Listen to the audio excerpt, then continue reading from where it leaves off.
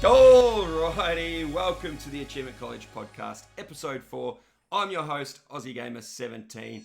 You can call me Aussie, and joining me today is, as usual, my co-host, Fox Plays Official. How you doing, Fox? What's going on, boys?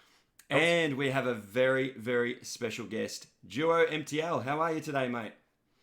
I'm doing pretty good. How are you guys?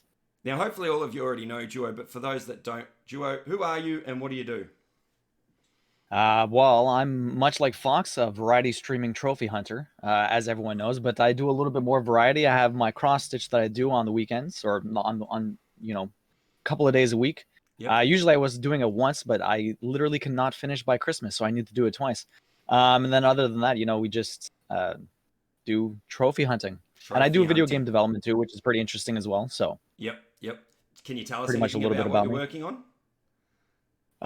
So the game right now that I'm working on is called Wicca. It is a sort of hero defense sort of thing, but it was supposed to be a spiritual successor to an older game we had, which was hardcore like hero defense.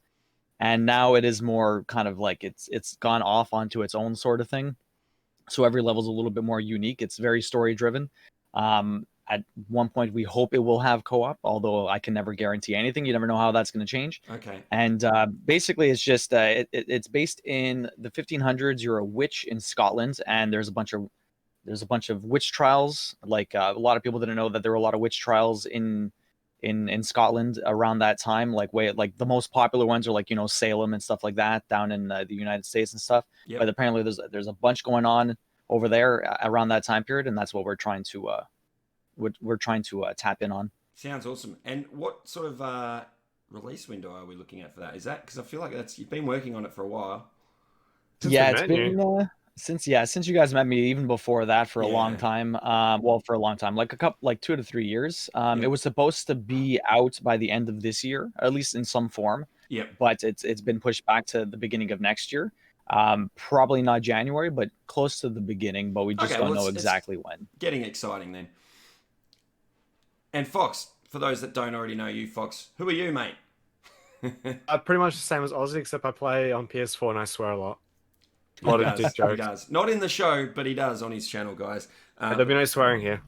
No worries. And Fox is also a trophy hunter. And for those that don't know me, I'm, of course, Aussie Gamer 17, and I stream right here on Twitch and also make YouTube videos if you're watching this later on YouTube.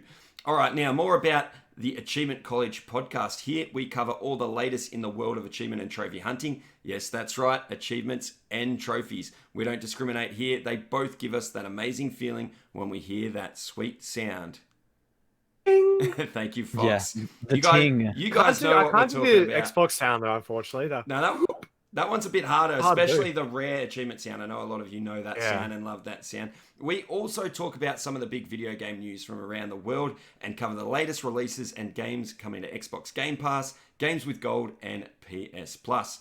Just a quick reminder that this show is made and brought to you due to the generosity of my patrons over on Patreon. So if you want to support me and my channel and the show, please head to patreon.com/AussieGamer17.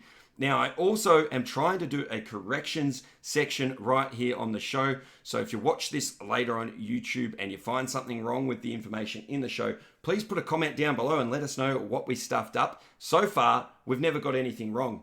Never. There's never been a comment telling us that we got something wrong. So that means we must be getting everything right so far, Fox. So about that. Moving past that, we're going to go straight into what we've been playing. I think we'll start with you, Fox. What have you been playing, mate? What's your first game you want to talk about?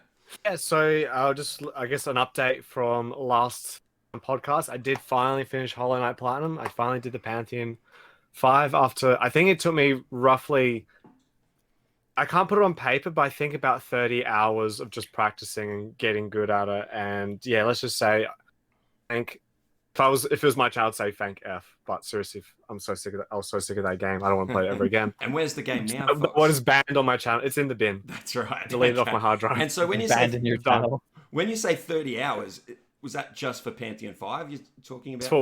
Just for one stupid trophy. It literally took me the exact same amount of time. I took 29 hours to beat Pantheon 5, and I know that for a fact because I kept track of how long it took me. Okay, so for those that don't know, Duo also recently got the platinum on Hollow Knight, didn't you? Yeah, and it's brutal. At first, when you're doing Pantheon 5, there's just like 42 bosses, and as you go through, you're like, oh yeah, okay, fine. All the easy ones are fine, but it only starts when you get to the last three, and by the time you die and you start back over again, you get so frustrated that you have to redo the beginning again. It just pisses you off, and then like you have to get like I had to get into this like Zen moment where I just didn't care that I died anymore, and like because at first I was taking it, I would die and I go back to the beginning and I would try and do it as fast as possible because I just wanted to get to where I was again. But then like I wasn't playing well, and by the time I had to play well again, I was doing bad habits and stuff like that, and it just wasn't good. And you have to get into this mindset where like, okay, fine, I died or whatever, but then you have to approach the next run as just as good as you were doing before, if not better, just to even have a chance. It was something else. Yeah, I feel bad because I've seen you. I saw you attempt it quite a few times, Duo. I saw Fox attempt it quite a few times. I've also watched Slappy Jack, a friend of the channel, attempt it quite a few times. I didn't, and all of you have beaten it, and I missed your final run every single time. I didn't get to see it, unfortunately. I actually just want to mention one point that really screwed me over. Yep. When I got to the final, so on my actual the good day, I got to the boss. Like, I think I was like, I forgot what I did. I think I was playing something else. Like, all right, time to do Pantheon 5. Let's go. I was like, I'm going to do this first try in my head. Yeah. I got to the final boss. I got to the final phase, and I just kept getting hit. And so I didn't know this. This is the one I actually did see. I actually saw this live. Yeah. So it's almost like a glitch in the. It's not. I don't know if it's a glitch or whatnot, but you have to actually slash the final boss with your final hit with your weapon. I did not know that. So when I got to the final boss, I panicked because I got hit. I'm like, shit. I like dropped my magic. I kept hitting him with magic. And I was like, why is he not dead? He should be dead. I've done the mathematics in my head. And then it was only like, and I died. And then it took me another 4 hours to get to the actual run. And I finally beat him. Like no problem as well. And yeah, then I looked up on the internet that you actually do have to hit him with the nail with your melee attack. So please, anyone, if you get to the final boss, feel free to drop your magic, but just make sure to hit him and then hit her, sorry.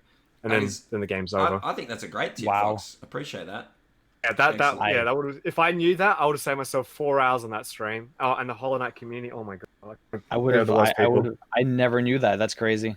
Yeah. I mean, all I did was poke with that guy, but yeah, most people would get through that without knowing. Like, if you do finally beat them, you wouldn't necessarily know. I don't even know that. Yeah. I don't even know that because I noticed that everyone always hit the boss at the end with the nail because the cinematic plays after you hit him with the nail, hit her with the nail. Sorry. Then like the scene pans out in that, so you actually have to use the melee weapon for the last hit. You're allowed to use magic, but just the last hit has to be melee. All right. And what do you reckon, guys? Since both of you have played it, overall for the plat, can you give me a difficulty out of 10 and an estimated completion time? I know the completion time is very, very dependent on skill. Very. Yeah. Like, could be my completion time is skewed because there was a lot of times I got bored of the game. I just left it on and slept and then went back to it. Yeah. But I realized that was a hard question, yeah.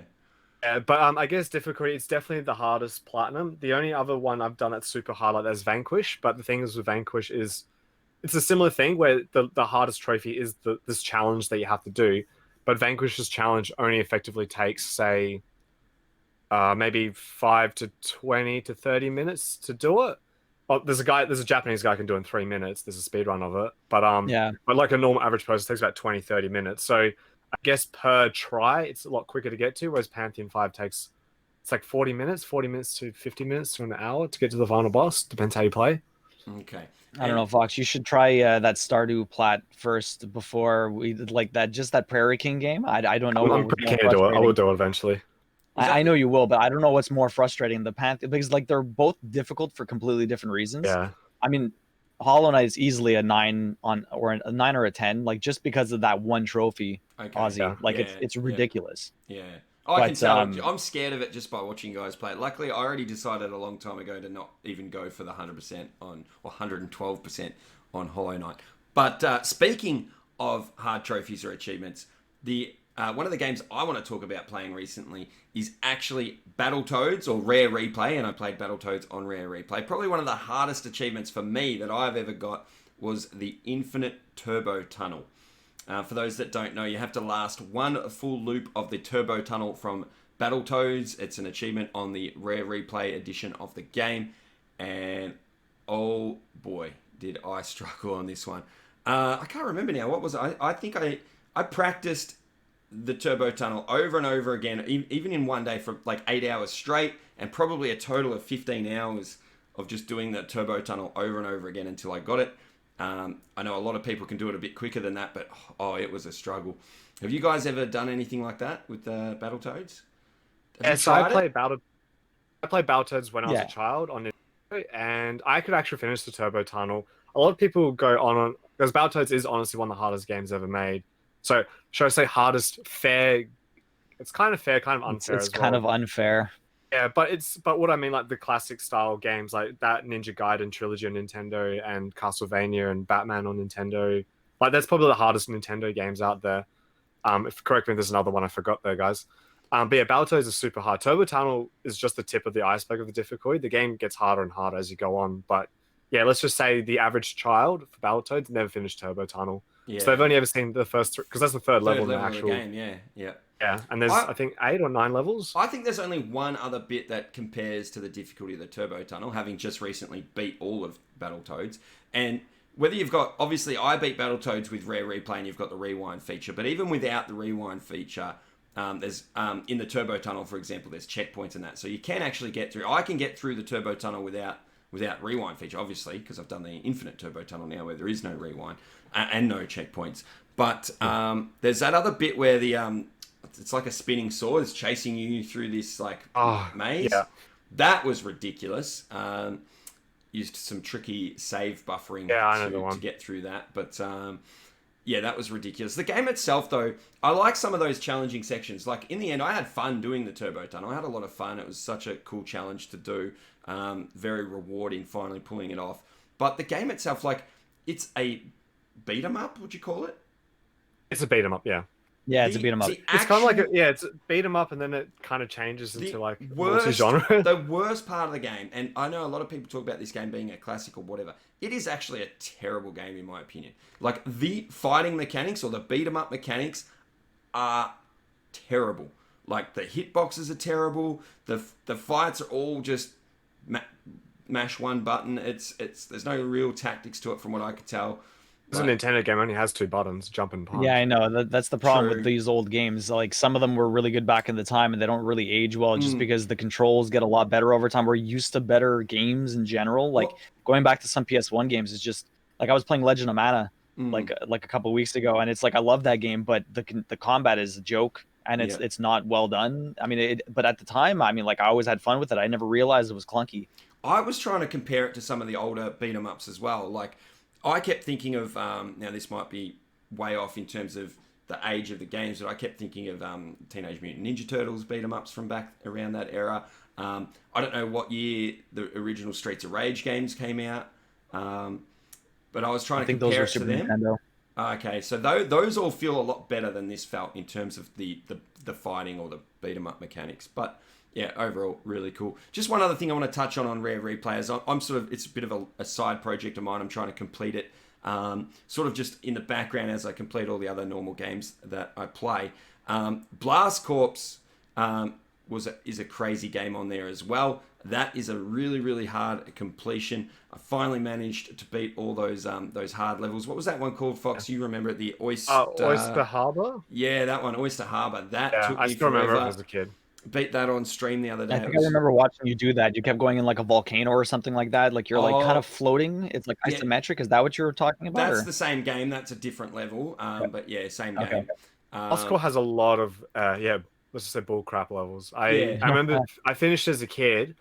I remember I got the gold medal in every level, and then after you finish and you go to space into the last levels, then it unlocks like a speed run for every level. You have to get like platinum medals. I never got all the platinum medals, but I got every single level. You have to also get a gold. Now I've got a gold medal on all of the normal levels, but now I have to get a gold medal on all of the bonus the levels and the space levels. Yeah, and they're tough. They're tough. Yeah, I'm struggling on them at the moment.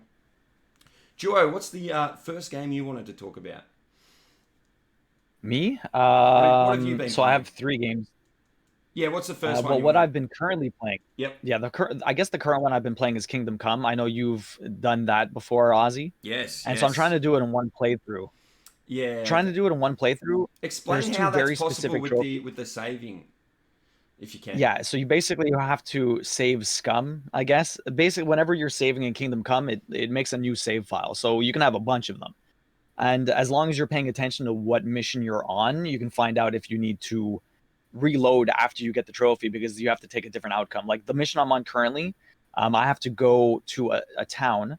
And for anyone that doesn't know Kingdom Come, basically like I'm going off like you all already know, Kingdom Come is it's Skyrim with no fantasy elements. There's no magic, there's no dragons. It's basically just medieval simulator. Yeah, and it's meant to be historically correct, but well, yes, and it doesn't have lore. It has a ton of history, which is interesting because like they have like history codexes. So, but they talk about everything, like even like the way forests acted back in those times. Like they were owned by the lord of the area, and they were used more like a strategic defense because it's harder for soldiers to go through them or an army to go through a forest than it is for them to come in the open field and stuff like that. So not only was it used for resources, but it was used for battle like strategically. And anyways, so I have to go to this town and I have to find out about these bandits that were terrorizing one of the local areas. And in order to do that, I have to talk to a monk. Now, the trophy I need to get is get drinks with the monk. So you have to fail a couple of dialogues and get to the point where he just asks you if you want to have a drink. That unlocks the trophy. But once you have a drink with him, you end up getting a wench afterwards. And doing that voids the don't have sex trophy. The don't have sex trophy. I love that one. Yeah, the don't have sex trophy. So like my title right now is Virgin Boy Kills No One because I can't kill anyone either. Yes. It's a brutal playthrough. So brutal. Yeah, I've done this. Imagine going through the medieval times and not killing anybody. Yeah, not killing anyone and not having sex. I mean, like literally, it's all over the place. Like my opinion on it back then is, Joe, that it made me love the game so much more. Like it feels like such a different experience than what it would be, going around killing whoever you want. I'm inclined to agree with you, except for when you travel at night and you're trying to fast travel and all they do is keep throwing bandits at you. I mean, like, I think I had to reload like 3 or 4 times and I was getting very salty. Like, I don't get salty often, and I'll probably never get salty at this game ever again, other than that one time when it was the first experience with basically I feel like I only ever get frustrated in a game when I feel like it is cheap and not fair. Right. And I feel like this specific achievement, like I'm literally in like Fox said, imagine being in medieval times and not killing anyone. It's like the entire game is teaching you how to kill someone, and you're forced. They don't give you the tools. Like you start off the game pathetic and useless, and you don't know anything when you start yet. Yeah, and I can't even kill anyone. And I'm just like I'm fumbling through. I can't even escape on my horse. Like I get knocked off my horse. It keeps neighing and knocking me off, and I can't even escape. There's a dog chasing me, and there's 2 guys on me with weapons. It's not like I can beat them up and make them like I can make them run away like they're scared or whatever. No, if there was one of them and no dog, maybe I could do that. Yeah, exactly. I can't do anything. So I was just getting frustrated and like, what do they expect me to do? I just kept reloading, and then eventually I'm just like, want to know what? I'm traveling at night. That's probably a bad idea. I went to sleep. My character, it was the morning, and then I took another route, and then it was perfectly fine. But I mean, like, I might not even. Sorry. Just what you were talking just on that point. So what you're talking about is when you're fast traveling, and then there's the like random encounter while you're trying to fast travel. Because I'm hearing you say this, and I'm like, I never had this problem, so I'm wondering why you came across it. But I guess I might have got lucky with some of the random encounters. The only times I remember coming across them, if I didn't think I had, how they give you that percentage chance of getting past it. If it wasn't high enough, there was another option where you could like hold back. Scout. Yeah, and then I would just go. I would just go off a different way and get away. I wouldn't get in those encounters where I had to escape. Yeah, there's a couple of skills. I have the scout skill, and I thought it was going to help a little bit more than it actually does sometimes. Like you can end up earlier, but my problem was that I kept going straight and trying to go around and outrunning them, but you get knocked off instantly. It's honestly crap. I don't know why you get knocked off instantly. It's a little sad. I should just turn around. That would probably be smarter. I think that's what I did. I think that's why I didn't come across that exact issue. Yeah. Well, thanks for the tip. Anyways, I'm not gonna quit. I just got a little salty in one stream. So yeah. But it's honestly a brutal trophy. It's supposed to be over 100 hours for the estimation. Other than the fact that like you can play this game in 2 playthroughs. Like you don't have to brutally go through in 1 playthrough trying to figure out the game and not killing anyone and having to figure out which trophies you need to get and like reload your save afterwards. So I'm doing like a lot of research on the side. Like I don't know what I need to do exactly in the game, like how to beat stuff. Yeah. But I'm just keeping an eye out for specific missions that I know I need to look out for, basically. Yeah, of course. But it's still going to be over 100 hours, even with that. Now, I don't want to spoil anything. Have you, with your research, I assume you would know that there is, you know how you're saying it's a no-kill run. I think the trophy explains this anyway, that there's 1 kill. God, you have to kill runs. Yeah, I haven't gotten there yet. Okay, I was going to ask if you've gotten to that. That will be an exciting moment, let me just say. Okay, without spoiling anything, I'd love to see you get up to there. The advice is apparently you're supposed to just use bow and arrows and run away and just shoot bows.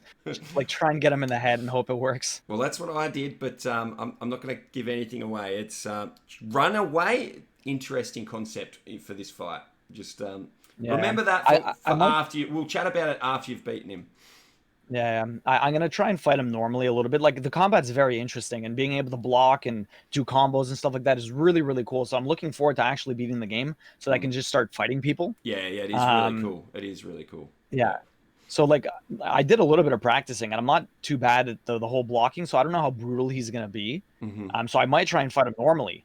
And if I get destroyed really easily, then I'm going to do the boat thing and try and run away, and we'll see how I can do. Without spoiling anything, once again, I think the biggest problem I came across when I got up to him is that I've spent the whole game not in combat, and I didn't know when that fight was coming. And I ended up in that fight very unprepared in terms of I didn't carry a good weapon with me. And all of a sudden, I'm locked in this fight. I was lucky I did, as you just mentioned before, so this isn't a spoiler for you, that I had a bow and arrow with me. But that was even, I think from memory, that's lucky that I had that on me. I didn't have a good enough sword to fight him, so it's tricky. Because you're not running around prepared for a fight because you're not fighting. I mean, I keep a bludgeon on me just in case, because like if I get into a fight, I can bludgeon them down, and then I did have a bludgeon. That's not going to work on him. I'll just give you that tip. It doesn't work on him. Too much armor. Yeah, exactly. Yep. All right, Fox. What was the next game that you have been playing? Yeah, it's kind of ironic that I went from Hollow Knight, which is basically a game about bugs, into Bug Fables, which is a game about bugs. You're living in a world. If I didn't know any better, I'd say you love bugs, Fox. Yeah. Next, I was going to play Buck Bumble on Nintendo 64. That was actually a pretty cool game, by the way. Anyway, so yeah, Bug's Life game. A Bug's Life game. That game's crap. Don't talk about it. Like based off the movie. Yeah. That game's terrible. I played that. No surprises there. Yeah, no, Bug Fables was an experience. I didn't think I was gonna. I knew I was gonna like the game, but I end up like easily top 300 game material I've ever played. Tell everybody, basically, a lot of people won't know what that is. So tell us what that is first. What is Bug Fables? What do you mean top 300? No. What type of game is Bug Fables? So basically, if anyone who in the chat's played the first 2 Paper Mario games, like the one on 64 and then the second one on GameCube, it is pretty much I don't like saying the word clone, but it is a clone of that game. They even said a Paper Mario inspired RPG set in a bug kingdom, and they did such a great job. It's kind of like when Stardew Valley came out, the developer basically said, "I'm going to make Harvest Moon, but better, and with all the things I want to do." Pretty much, Bug Fables felt like I was playing Paper Mario, and this in the second game, Thousand Year Door, but better. And it was absolutely epic. It took 67 hours to get the platinum. There is one glitch trophy, which I'll let the chat know about in case you do decide to play it, which I do recommend. If you've been waiting for another good Paper Mario game and you can't wait for the new one that's got just announced, Origami Crane, or whatever it's called, Origami King, this game is definitely worth playing. And let me tell you, so one of the trophies is you have to beat each boss on hard mode. And on the PC version, you can just replay the boss in the boss rush mode, whatever, and just beat on hard, then that's fine. But on the PS4 version, I think the Xbox version as well, you have to actually do it during the storyline for the first time. So every time you fight a storyline boss at the end of the chapter, make sure you've got your hard mode badge equipped so that it's on hard mode. And let me tell you, I was hoping after Hollow Knight, I was going to play a nice, easy game, and it wasn't easy. Doing the game on hard mode was pretty challenging, but I had so much fun. The characters, the comedy, had a lot of tear-jerking moments on it. and I couldn't believe. I don't like using the word value for money, but let's just say it was 45 Australian, so it was about 30 US.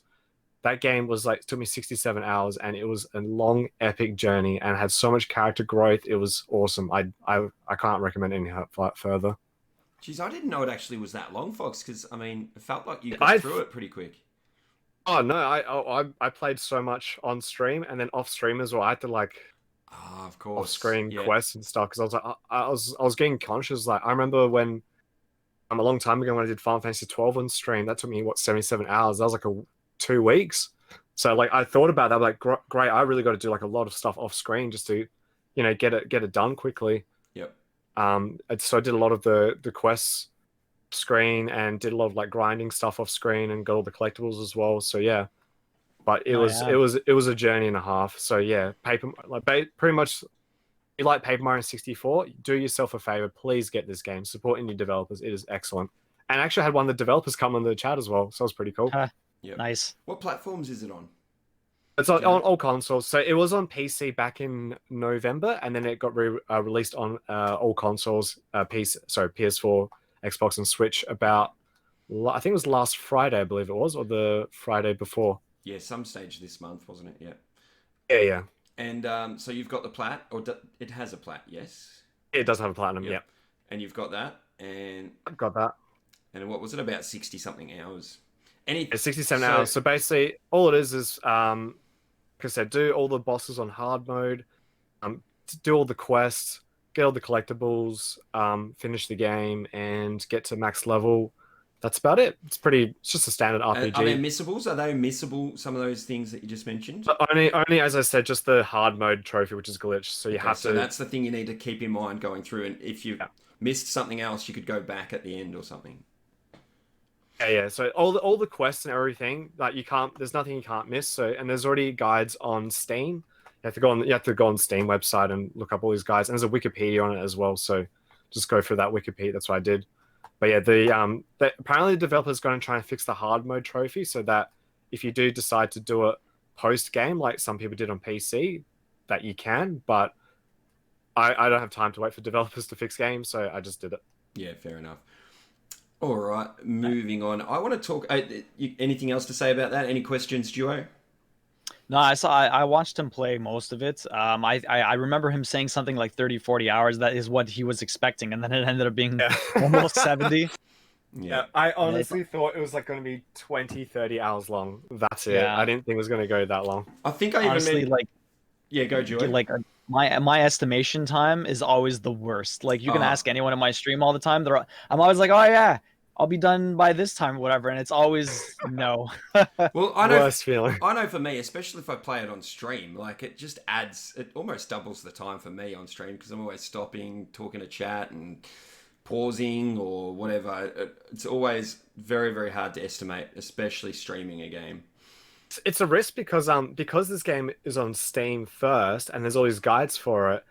I feel like people on Steam don't care that much about achievements. So when there's the trophy guide and the Xbox achievement guides come out, they usually put like an estimate time. There was no estimate time, so I was like, it's gonna be this long. Yeah. And then like every time I did another chapter, I was like, that's one chapter. There's 6 more to go. And it took me so many hours. And then some of the bosses on hard mode were actually took me like a good 2 hours to beat because I was like, I had to keep retrying my tactics and changing my badge loadouts in the game to try something different else. So yeah, it was tough. Oh, cool. Well, at least you enjoyed it. That's the main thing, and hopefully everyone else can listen to you now and go check it out for themselves. Moving on to the next game that I've been playing, and I'm still halfway through this one, and hopefully streaming it as soon as I finish, or as soon as we finish recording this podcast, and that is Far Cry New Dawn. A lot of you will know I talked about this on the last podcast, and a lot of you will already know I absolutely loved playing Far Cry 5. And after beating Far Cry 5, I just had to play more Far Cry. I was not done, and so I started up Far Cry New Dawn, and it is living up to it. It's absolutely awesome. I love the Far Cry series. It's just something about it scratches a me itch, if that makes any sense. It just has like these gameplay loops and mechanics that just do it for me. Whereas some people might not like those things, but it's exactly what I enjoy. I don't want to spoil anything from Far Cry 5, but Far Cry New Dawn, for those that don't know, takes place. It does follow on the story from Far Cry 5. You are playing as a new protagonist, and it takes place 17 years after the events of Far Cry 5, and there are some returning characters and things like that. I do have a serious sort of gripe with the game, but it's only really a problem early in the game. What they tried to do that's different from Far Cry 5 is they added like a tier system, like a level system for the enemies. And the other thing that has tiers or levels is your weapons. Instead of you having you do have a level, but it doesn't affect your ability to take down enemies. What does, so for example, you might come to a base and it will have a bunch of tier 1 enemies that you can just take out however you normally would, but it might have a tier 3 enemy. And let's say you've got your sniper rifle, you get a headshot lined up and you shoot him in the head, but your sniper rifle is a tier 1 sniper rifle. You're only going to take about a third of damage from that headshot. So that really, really annoyed me, because one of the things I love about Far Cry is going to a base and going into stealth mode and taking out the base very, very sneaky. And if you've got a tier 3 enemy and you don't have any tier 3 guns early in the game, you can't do it. You can't take them out in one shot, which really, really annoyed me. But as soon as you sort of find that out and you prioritize upgrading your guns or getting tier 3 guns, as soon as you've got your tier 3 guns, you're all sweet from there. So it was very annoying early on, but now that I'm past that, it doesn't even affect the gameplay anymore. It's probably sorry, go Joe. I can almost see why the developers kind of did that, because in all the other Far Cries, you can literally go to all the bases at the beginning of the game and kind of take them out to breeze through your traveling, more or less. Yeah, true. If you really wanted to. Yep. And so maybe it was just to kind of slow the player down a little bit, just to give them a little bit more challenge. I mean, I can understand why they did it. I would probably agree with you. It's very annoying, but I can almost see why they would do it. Yeah, the cynic in me, that you can, right from the start of the game, you could probably spend real money to buy Far Cry credits and then use Far Cry credits. Ubisoft just doing Ubisoft things. Yeah, Far Cry credits, you could probably buy tier 3 weapons right from the start. I don't know if they were trying to incentivize that. But like I said, I mean, they don't throw that down your throat. I don't even know for sure that is what you can do, because I don't look into that. I just play the game. And like I said, it is only a problem right from the start. I get what you're saying, Joe. I probably agree with that too. But I think that's one of the things I like about Far Cry, is that you've got that freedom right from the start. Usually there's that sort of tutorial, and then you get unleashed into this area, and it's go do what you want. Do you want to go take out this outpost? Do you want to go do this story mission? Do you want to do this side quest? Like, you've got that freedom to do what you want. And they sort of took a bit of that away from you with the tier system. But again, I mean, if I was to review the game, which I'm not going to do because I haven't even finished playing the game, but it would only lose a little bit of a point here or there for that, because the rest of the game is still awesome, just like Far Cry 5.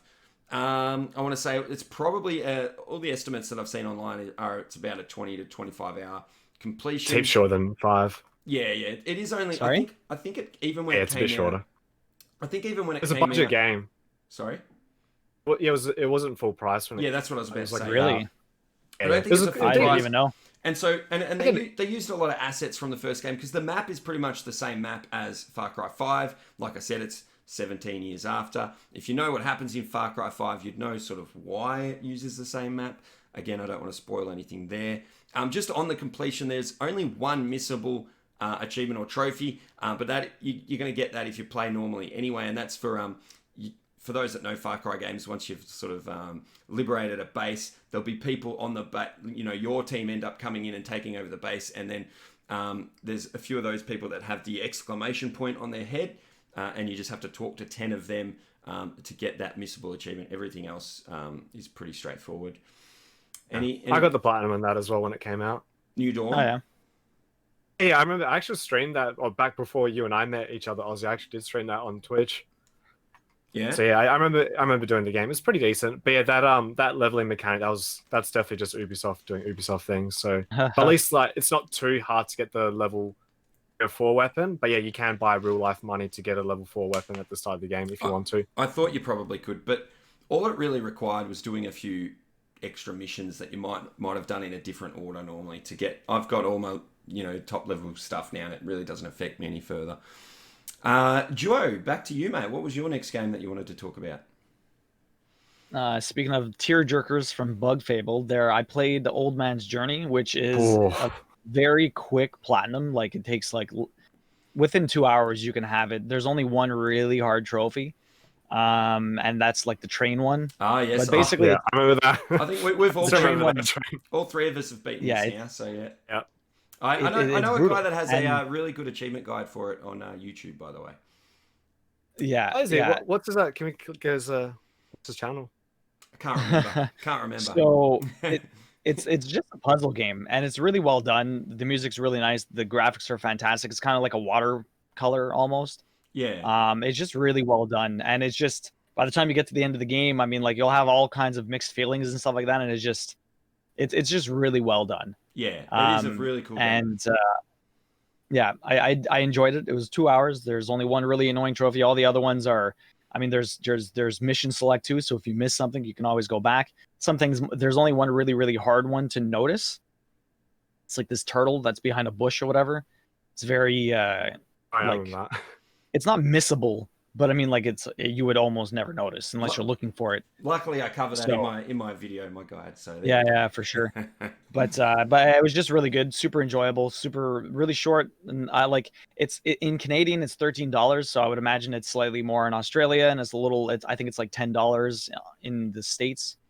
But like if $10 is too much for you for 2 hours, then wait for it to go on sale, but definitely play it. Well, yeah, and the developers cool deserve game. that money, but I'm pretty sure it's on Xbox Game Pass as well. I think that's how It's I quite played possible. it. Let me know in the comments down below if it's still on Game Pass or not. Yeah, and so anything else you want to say about it, Duo? There's not much else to say about it other Yeah. than play it. It's really Yeah. good, super short, and yeah, don't cry. And while Don't it is cry. while it is a really easy completion, a lot of people like to pick up these games and just rush through them to get either the full gamer score or the platinum. I do recommend if you do play it, just pay attention to the story and stuff like that. Actually soak in the game, not just play it for the easy platinum or the easy gamer score. I do recommend actually enjoying the game. Yeah, definitely. No, for sure. Game. I liked it. Yep. All right, Fox, one more game for you. What have you been playing? So this one, this is more of a. I've already got the platinum trophy in Dark Souls 3, but I never ever did the DLC, and there's no DLC trophies in it. So I'm literally just doing this at the No kindness of. trophies? There's no trophies for the DLC at all for the Dark Souls. Sorry, they never update. we don't talk about that kind of thing around here, Fox. Sorry. So imagine playing a game for fun, I guess. No, it's all good. Anyway, so yeah, it was a bit of a celebration because I'm a huge Dark Souls fan. I love From Software so much. Ever since Demon Souls came out, I played it day one it came out when Demon Souls finally got released in Australia.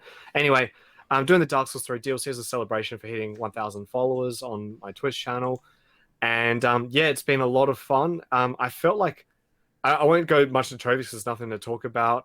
If you guys want to talk about Dark Souls 3 Platinum, I still remember off the top of my head. If you guys want hints and tips, if you guys want to bring it up, but basically, yeah, the DLC is super hard. It is and like for whatever reason, I didn't play the game for 3 years or 4 years, and I feel like I was a brand new player again. I was just terrible, and I had to go back to using dexterity weapons, which that's what a lot of people say noobs use in Dark Souls because they're faster and easy to use. So yeah, but the DLC is a lot of. I've only done one DLC. It took me so long. I haven't even finished the 2 bosses yet. So I've got to the 2 bosses, but yeah, it's been a super hard journey. But really cool DLC. I'm glad to playing it finally after what I think got released 2017 when the DLC came out. So yeah, hopefully I'll finish it soon. All right. Well, not much to say. I usually ask questions about the completion or the plat, so I can't really say that. If you guys, I can quickly go for the original base game platinum trophy if you guys want it. Basically, with Dark Souls, finish the game. There's 3 separate endings. Luckily, the game I think you can save scum one of the endings. You have to replay the game. You have to replay the game 2.5 times anyway to get all the rings, because every time you do a new game plus, they add a few new items to collect. So make sure to get those for each playthrough. And obviously, if you have to do a new playthrough, you might as well get the other ending while you're doing it. The Dark Souls trophies are actually easy. It's just the game is hard. Yeah, gotcha. Yep. So it's not an overly hard list. It's just more of the game itself. Yeah. The game itself. Yeah. Skill based stuff. Now, since the last episode, I haven't really played much else. But what I did attempt to play, or I did play, was Minecraft Dungeons. I played that on the day it came out, and I was actually pretty hyped for it. I was excited enough to promote my stream about it and play it the on release day. And I got through the first level, no issues, and I think I was about halfway through the second level when I started to fall asleep. I was that bored. It was just a monotonous game, in my opinion. And once I finally got to the end of the second level, I decided I'm not playing this anymore. So I can't really talk much more about it. I have seen a lot of other people enjoying the game. I did play it single player, so I think it's probably a lot more fun with some friends and stuff like that. But yeah, I got nothing else to say unless I try it again. Neither of you. It's not on PlayStation, is it? Yeah, I think it is. Isn't it? I'll double check. It probably is. I'm pretty sure it's on everything. I just think of it because it's owned by Microsoft as being exclusive. Is it? But maybe Microsoft paid a lot of money to. No, but I think. Okay. I don't know. Yeah. It's on PS4 and yeah, Switch. I thought so. Yeah. Okay.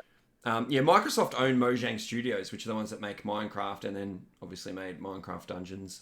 But anyway, yeah, nothing else to say about it. I was just going to ask if you guys have checked it out at all, but I know Fox hasn't. I didn't touch Minecraft. Yeah, I'm not a huge Minecraft fan in general. me either. I've never played normal Minecraft, but I just thought this looked like something. It's a dungeon crawler. I thought I'd give it a try. It did release on the Game Pass, so it didn't cost me anything to try it either. So there we go. Okay, Joy, you had one more game we were going to talk about. Yeah, so the last one is conveniently coming to Game Pass next month, I believe. It's Thronebreaker, which is the Witcher card game story mode. So it's Gwent. Basically, the entire game is done in Gwent, but it's a full like RPG. I wasn't expecting it to be as long as it is. I think the completion is between like 30 and 50 hours, depending on how quickly or how much story you're skipping or whatever, or how quickly you can get through some of the fights. But you walk around a big map. There's 5 chapters plus an epilogue, and each one has its own special map, and they're massive. Like the first one is big enough, and it's the tutorial level. When you get to the second map, it's even bigger, and there's even more stuff to do, and it's just like it's just huge. It's a really fun game if you like any sort of card game. There's no competitive multiplayer to this, basically. So if you like story mode card games, this is perfect. It's probably one of the best ones like released. It's fully voice acted. It's really well narrated. Like honestly, it's like listening to an audiobook. It's so well done. And it splits up into, I would say, 3 different types of fights. You have regular style fights, and if you haven't played Gwent before, basically it revolves around best 2 out of 3 rounds, and you're just trying to get more points than the other team, basically. And between every round, all the cards get wiped, and then you draw back a few cards and stuff like that to end your round. So a standard fight is up to 3 rounds, and so after standard fights there are shortened story mission fights. Now not every story mission is shortened, but some of them are. So these ones are, you're using your deck in a very special scenario, and you have to fight like a story fight. Okay, so it's like kind of like an in-between thing, because the last type of fight you have is a puzzle fight. And so the puzzle fight, you don't use your deck. It's a very specific scenario, and you get very specific cards, and you have to figure out how to beat it. And there's usually only the one thing the biggest comment I had about this was that I hated the way they did their puzzles, in the sense that there's only one real solution, more or less. So I mean, like if you're looking at your cards and you try to analyze what they want you to do and what your cards are, and you math it out or whatever, the puzzles aren't that bad. Like generally the way I approach my puzzles when I'm designing stuff or whatever is like I'm trying to make, like I hate when there's only one solution. Like especially in the game that I'm making, or like I'm helping make, the whole point is that there's a bunch of different spells. There's different ways to approach different fighting. You have skills that you can upgrade so that you can play in different ways. So it's really up to the player to decide how you play. So giving multiple options is, I find, more interesting. Yeah, right? so people can caters kind to of different people's play styles. Exactly. And in this, Pretty like badass. you're playing a card game, everyone has different decks, and then you get thrown these puzzle fights that some of them are really easy to get through, and some of them are like, what the hell do I even do? And until you finally have that aha moment where, oh, that's what I have to do, and then you're like, I can't believe that's what I had to do. But I mean, like the one thing that I hate, that I didn't enjoy, was that, I mean, eventually I stopped caring, and because it's still a fun game. But the puzzle fights, I mean, there's only like one solution, and that kind of bothered me. But other than that, the game's absolutely fantastic. I enjoyed it a lot. And but those are basically the 3 things you'll be doing. There's at least 20 or 25 different sorts of battles, probably even more than that per chapter. And that's between the 3 different types of card battles or whatever. Yeah. As far as the platinum is concerned, it is very annoying in the sense that everything is missable. Almost absolutely every trophy in this is missable. Like each chapter you can't go back to. So if you mess something up, you have to go back. Now, the only things I would keep track of, people are worried about the reports. The reports, you don't have to worry too much. If you pick up everything on the map, like you're able to open up your map and scout the area. So if you pay money, no matter what, scout everything in the map and pick up everything. You're gonna get resources, you're gonna get reports, and you're gonna get a bunch of stuff. Now, there's stuff on the internet. I've seen all kinds of stuff. And basically, whenever you're doing a scenario, and because like you can make dialogue choices, and no matter every single dialogue choice you make, it's either one bad thing or another bad thing. Like there's never anything good in this. You're always making a horrible moral dilemma, and they're always bad outcomes.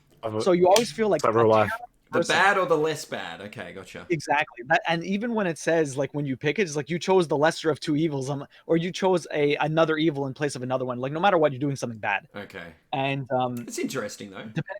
Depending on what you pick, you might get a report or you might not get a report. So people have ended the game with different reports, but they've still gotten the get every report trophy. So as long as you do every single fight, like absolutely do every single fight and pick up every single thing on the map, you should be all right with that trophy. So now there's only like one other trophy that or 2 other trophies that I'd be worried about. You have to collect every single chest, which if you're basically opening everything and you're doing all the treasure maps and stuff like that, you should be fine with that. It even tells you before you finish the chapter if you've gotten all the chests or not. So that it asks you if you want to continue before you actually exit the chapter, because they know everything's missable. Yeah, which is fine. But the other one, that option, that's probably at least something good. Now, this is one thing that I had to restart the game. I was in the 3rd chapter, and I'm glad because I didn't play the game for about 6 months. And when I came back to it, I should have checked a little bit more diligently about the trophy list before I continued, because I knew everything was missable. And the reason why I messed up, and this happened to Lone Wolf also, he said he had to restart the game because of this one trophy. It's get every single weapon. Now, your main character is the hero, and you're able to use weapons as you fight, which gives you special leader abilities or whatever, and you can change that with your weapon. Now you have to get every weapon, and in each chapter there's 1 or 2 weapons you can get, and most of the time you just have to fight something to get it. Sometimes you have to make a specific dialogue choice at a very specific moment in order to get the weapon. It's somewhat obvious. Like in the 3rd chapter, you have to go into a ruin. So as long as you go into the ruin, like I said, do every single fight. Never walk away from something. So in that sense, if you go into the tomb, you'll get the weapon. In the 2nd chapter, though, there's two weapons. One of them, after you do a fight, it says you found weapons. What do you want to do with them? You can either destroy them or not destroy them. If you don't destroy them, then you get a weapon. If you destroy them, well, then you lose it and you have to restart. Okay. The other one is you have to fight this guy. The first time, you have to make sure you don't kill him and let him actually leave so that he goes back to his manor. Then you can go talk to him, and then when you talk to him, he invites you for a feast. Now, the first time I'm like, that's obviously a trap. I don't want to do this. So I didn't go. And then I continued on to the 3rd chapter, and then I found out I had to do the fight in order to get the weapon. I'm like, God damn it. Yeah, it was the worst. Anyway, so you redo that. That's actually an insanely hard puzzle fight. Like it took me probably like an hour to try and get, like I had to actually get a hint. I didn't find the solution online, but I got one hint, and I'm like, I thought I did that because I thought I did every single option I could have possibly done, and apparently I missed that one. And then after I did that, I got it. But anyways, so watch out for the weapons, watch out for the reports, pick up everything, do every single fight, and you should be fine. Okay, so the takeaway from that is if you want to beat it in one playthrough, do your research really as well. Yeah. Do your research. Do your research. Achievement Hunters is very good. I love the art style though of the game. It's pretty cool. It looked awesome. It's gorgeous. And as you mentioned before, Joe, about it coming to Game Pass, it comes to Game Pass on June the 18th, I believe. So it comes in just a few days at the time of this recording. So yeah, really cool. I'm actually thinking of giving it a try myself. Making a guide? I don't know. I haven't looked at whether it needs a guide. Would that be something that people would find useful? I mean, it's possible. I like an edited video guide would be probably fantastic. Like just like go to each like individual thing, like pick up this here, pick up that there, do this dialogue choice, do this dialogue choice, just to make sure that you get absolutely everything. Well, you just planted a seed in my mind. So, guys, in the comments down below on And YouTube, let me know down below if you want a guide for Thronebreaker, because I'll definitely have a crack at it if enough people are looking for that sort of thing. And I'm not sure if you already mentioned, how long do you think it took you to get the platinum? Like each chapter, there's like 6 of them. They probably take anywhere between 6 and 10 hours. So if there's 6 hours and you're like not really, if you're like, the dialogues can be a bit slow. Like I said, they're all narrated. It's like an audiobook. It's really well done, but it could be a little long. Yep. So if you're skipping stuff, or if you're going kind of quickly and you're not really dilly-dallying or anything like that, and you do all of them in about 6 hours, then 30 hours. Yeah. If you're doing them in 10 hours, then probably 50. But it's between 30 and 50. Yeah, something like that. Yeah, no worries. All right. Well, let's move on to the next segment, guys, which is the news of the week, or whatever it is. Now, there's only really one big thing that I want to talk about this week. We all know what it is. It is the PS5 reveal event, or the Future of Gaming event that they held just the other day at the time of recording. You both have seen it, I believe. At least I know you have, Duo. Yeah. Fox, you don't normally watch this type of thing. Have you caught up with some of the news or some of the trailers? Quickly just looked at the trailers and read the news. So yeah, done. Yeah. You don't watch those types of things? Why, Fox? I stopped watching them years ago. Fox does not get excited about these things. He wants the game in his hands, and that's when he'll talk about it usually. Anything can change. All these events are just PR people just going, this game's the best thing ever. I'm like, well, it's not out yet. So yeah, but I mean, like, if you're looking at it analytically, I know it's not the best thing ever, but I mean, like, it's still fun to see this stuff. Yeah. I don't find it fun. There's one moment. You don't find it fun? We'll talk about money. It takes 2 hours. We'll talk about it in a second, but there's one moment that makes me watching that whole show worth it, and I'll let you guys know what that was in just a minute. If you didn't catch the event like Fox, please check out my live reactions show. I'll link it in the video description if you're watching later on YouTube, but it is already live on YouTube, so please go check that out. I want to take a look at everything now with you guys. I want to take a look at everything that was announced and have a chat about it and see what you guys think about some of the announcements and things like that. I want to start with the console reveal, the form factor, or whatever you want to call it. What do you guys think of the look, first of all? I guess that's the main point, or the main takeaway from it. It's interesting. Yeah, that's what I think. Fox... I don't mind it. It's not the most sexiest console. Like PS2 is still the most best looking one they've done, and PS4 looks good. And I think the PS3, when it first came out, I liked the console, but I hated the stupid Spider-Man font on the side of it. I don't know if you guys remember, but whatever reason, Sony, instead of using the original Sony default font, which looks gorgeous, use the same font they use for the Spider-Man, the Tobey Maguire movies. Just look really weird. Every time I saw PlayStation 3, I just read Spider-Man 3 on the console. Wasn't their biggest mistake they made with the PS3, but yeah, I see what you mean.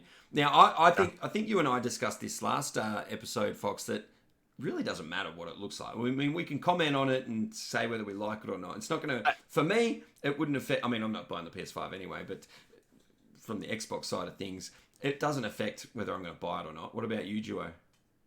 It does, like, it's going to go next to my TV, and then it doesn't matter. I mean, like, I had the original PS3, and that thing's a monstrosity. It's huge. Yep. It's absolutely massive. And as long as it doesn't sound like a jet engine, I think we're pretty fine. Exactly. I mean, who cares? I mean... I've got an Xbox One X. I think it looks awesome and cool, but I never look at it. I don't really pay much attention to it. Like, yeah, it's fine. What I found interesting is that there's still no price or release date. I knew they weren't going to do that. I just had a gut feeling. I just had a gut feeling they were not going to announce price or release date. Like, they'll stick with the holiday unless they give a concrete release date. That's when they're going to give a price, but who knows when that's going to be. Yeah, well, I figure sometimes from memory, now I could be wrong going back to the release of the last consoles or even the generation before that. I thought it was always around E3, which obviously would have been happening right now if it not for COVID. But I thought that's when they would normally announce the price and date because they want to open up pre-orders. Yeah, it's Usually, strange. I would agree. Yeah. Yeah, okay.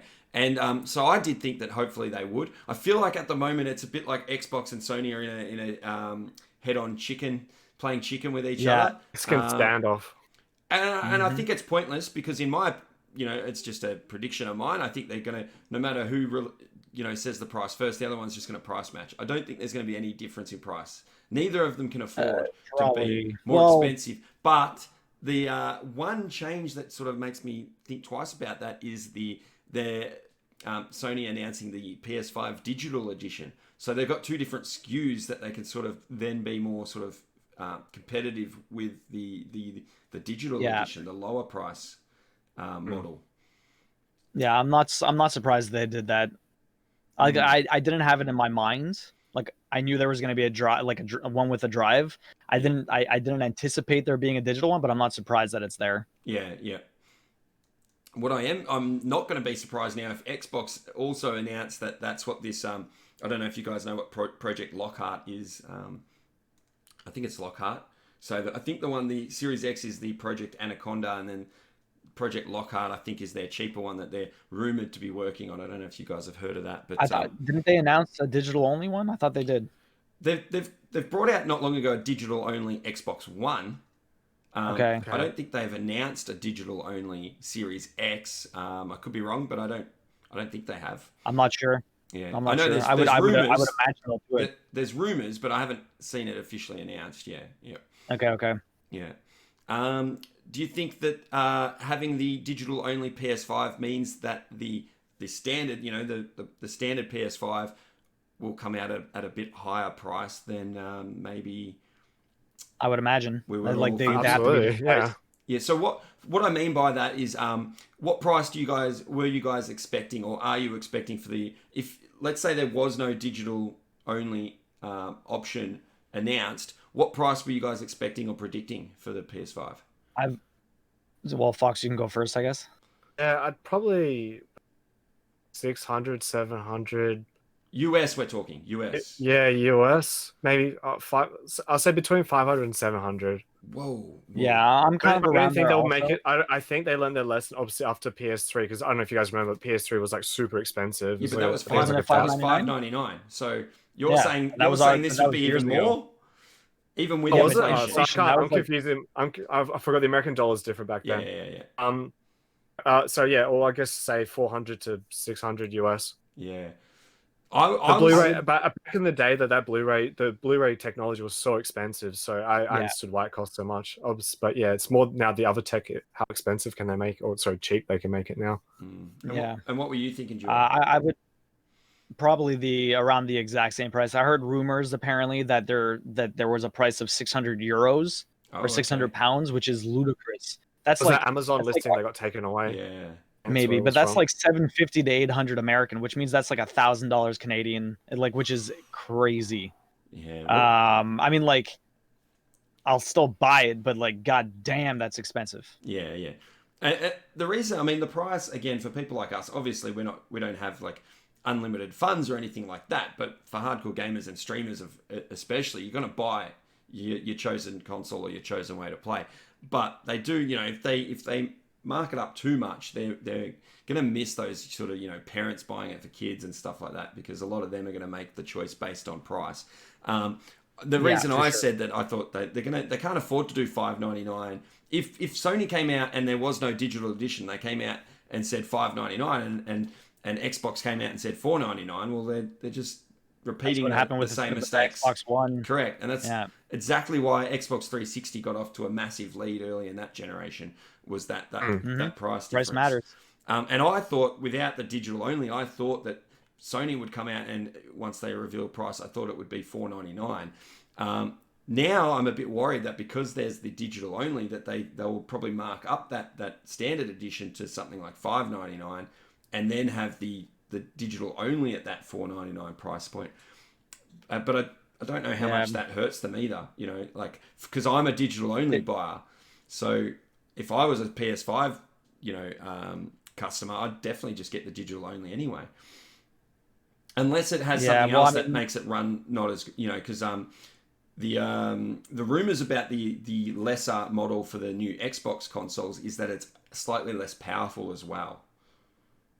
I don't think they would do that. I mean, like honestly, having different like hardware configurations doesn't make point. It doesn't make sense from a development standpoint. Correct. Yep. They want people to be able to take advantage of the stuff. I mean, like they have like the Pro and the Series and the like they have the Pro PlayStation and they have the X S or what's X, it? What's the Xbox yeah. One X. Yep. One X, there you go, that one. So I mean, like they have the the added modes where better frame rates or whatever like that. But if they really want people to take advantage and make stuff, like it's easier for developers to make for consoles over PC, specifically only because they don't have to think about different configurations. They have one hardware to work with, Yeah. and they optimize it for that one hardware. On PC, there's thousands or millions of permutations for different hardware, and there's so many things that can go wrong that it's just so much more of a headache. Exactly. I mean, and that's the reason you see a lot of PC ports are buggy compared to the console versions and stuff like that. Yeah. Mm-hmm. But yeah, I'm just curious what it'll mean for the price. But let's move on from that. One of the biggest games announced, obviously, in the show was the new Horizon sequel, Forbidden West, or Horizon, 2. No date yet, and obviously it's going to be a PS5 exclusive. You guys excited for that one?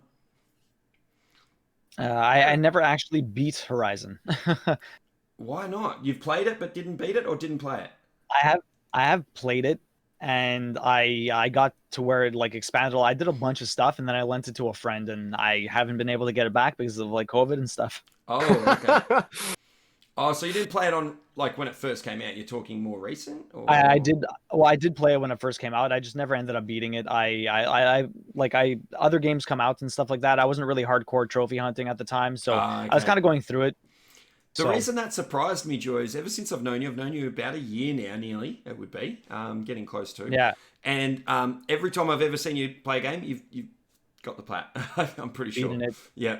You always tell me off for like playing too many games at the same time and then not finishing. Yeah, I used to be like that. It's terrible. We all have our ways. What about you, Fox? Are you interested in yeah, it? or, like I remember when Horizon Zero Dawn came out. I didn't play it day one. I got I didn't really care that much, and then I remember I finally got the game of the year edition like really cheap at on a second hand. I remember playing it. I liked it. I didn't think it was the best PS4 game like a lot of people said. It's definitely one of the better open world games out there. I just remember my opinion was that like only the main character and one of the other characters were interesting. The rest of the characters were just cardboard cutouts. But the lore was really good. The way the world was created was awesome.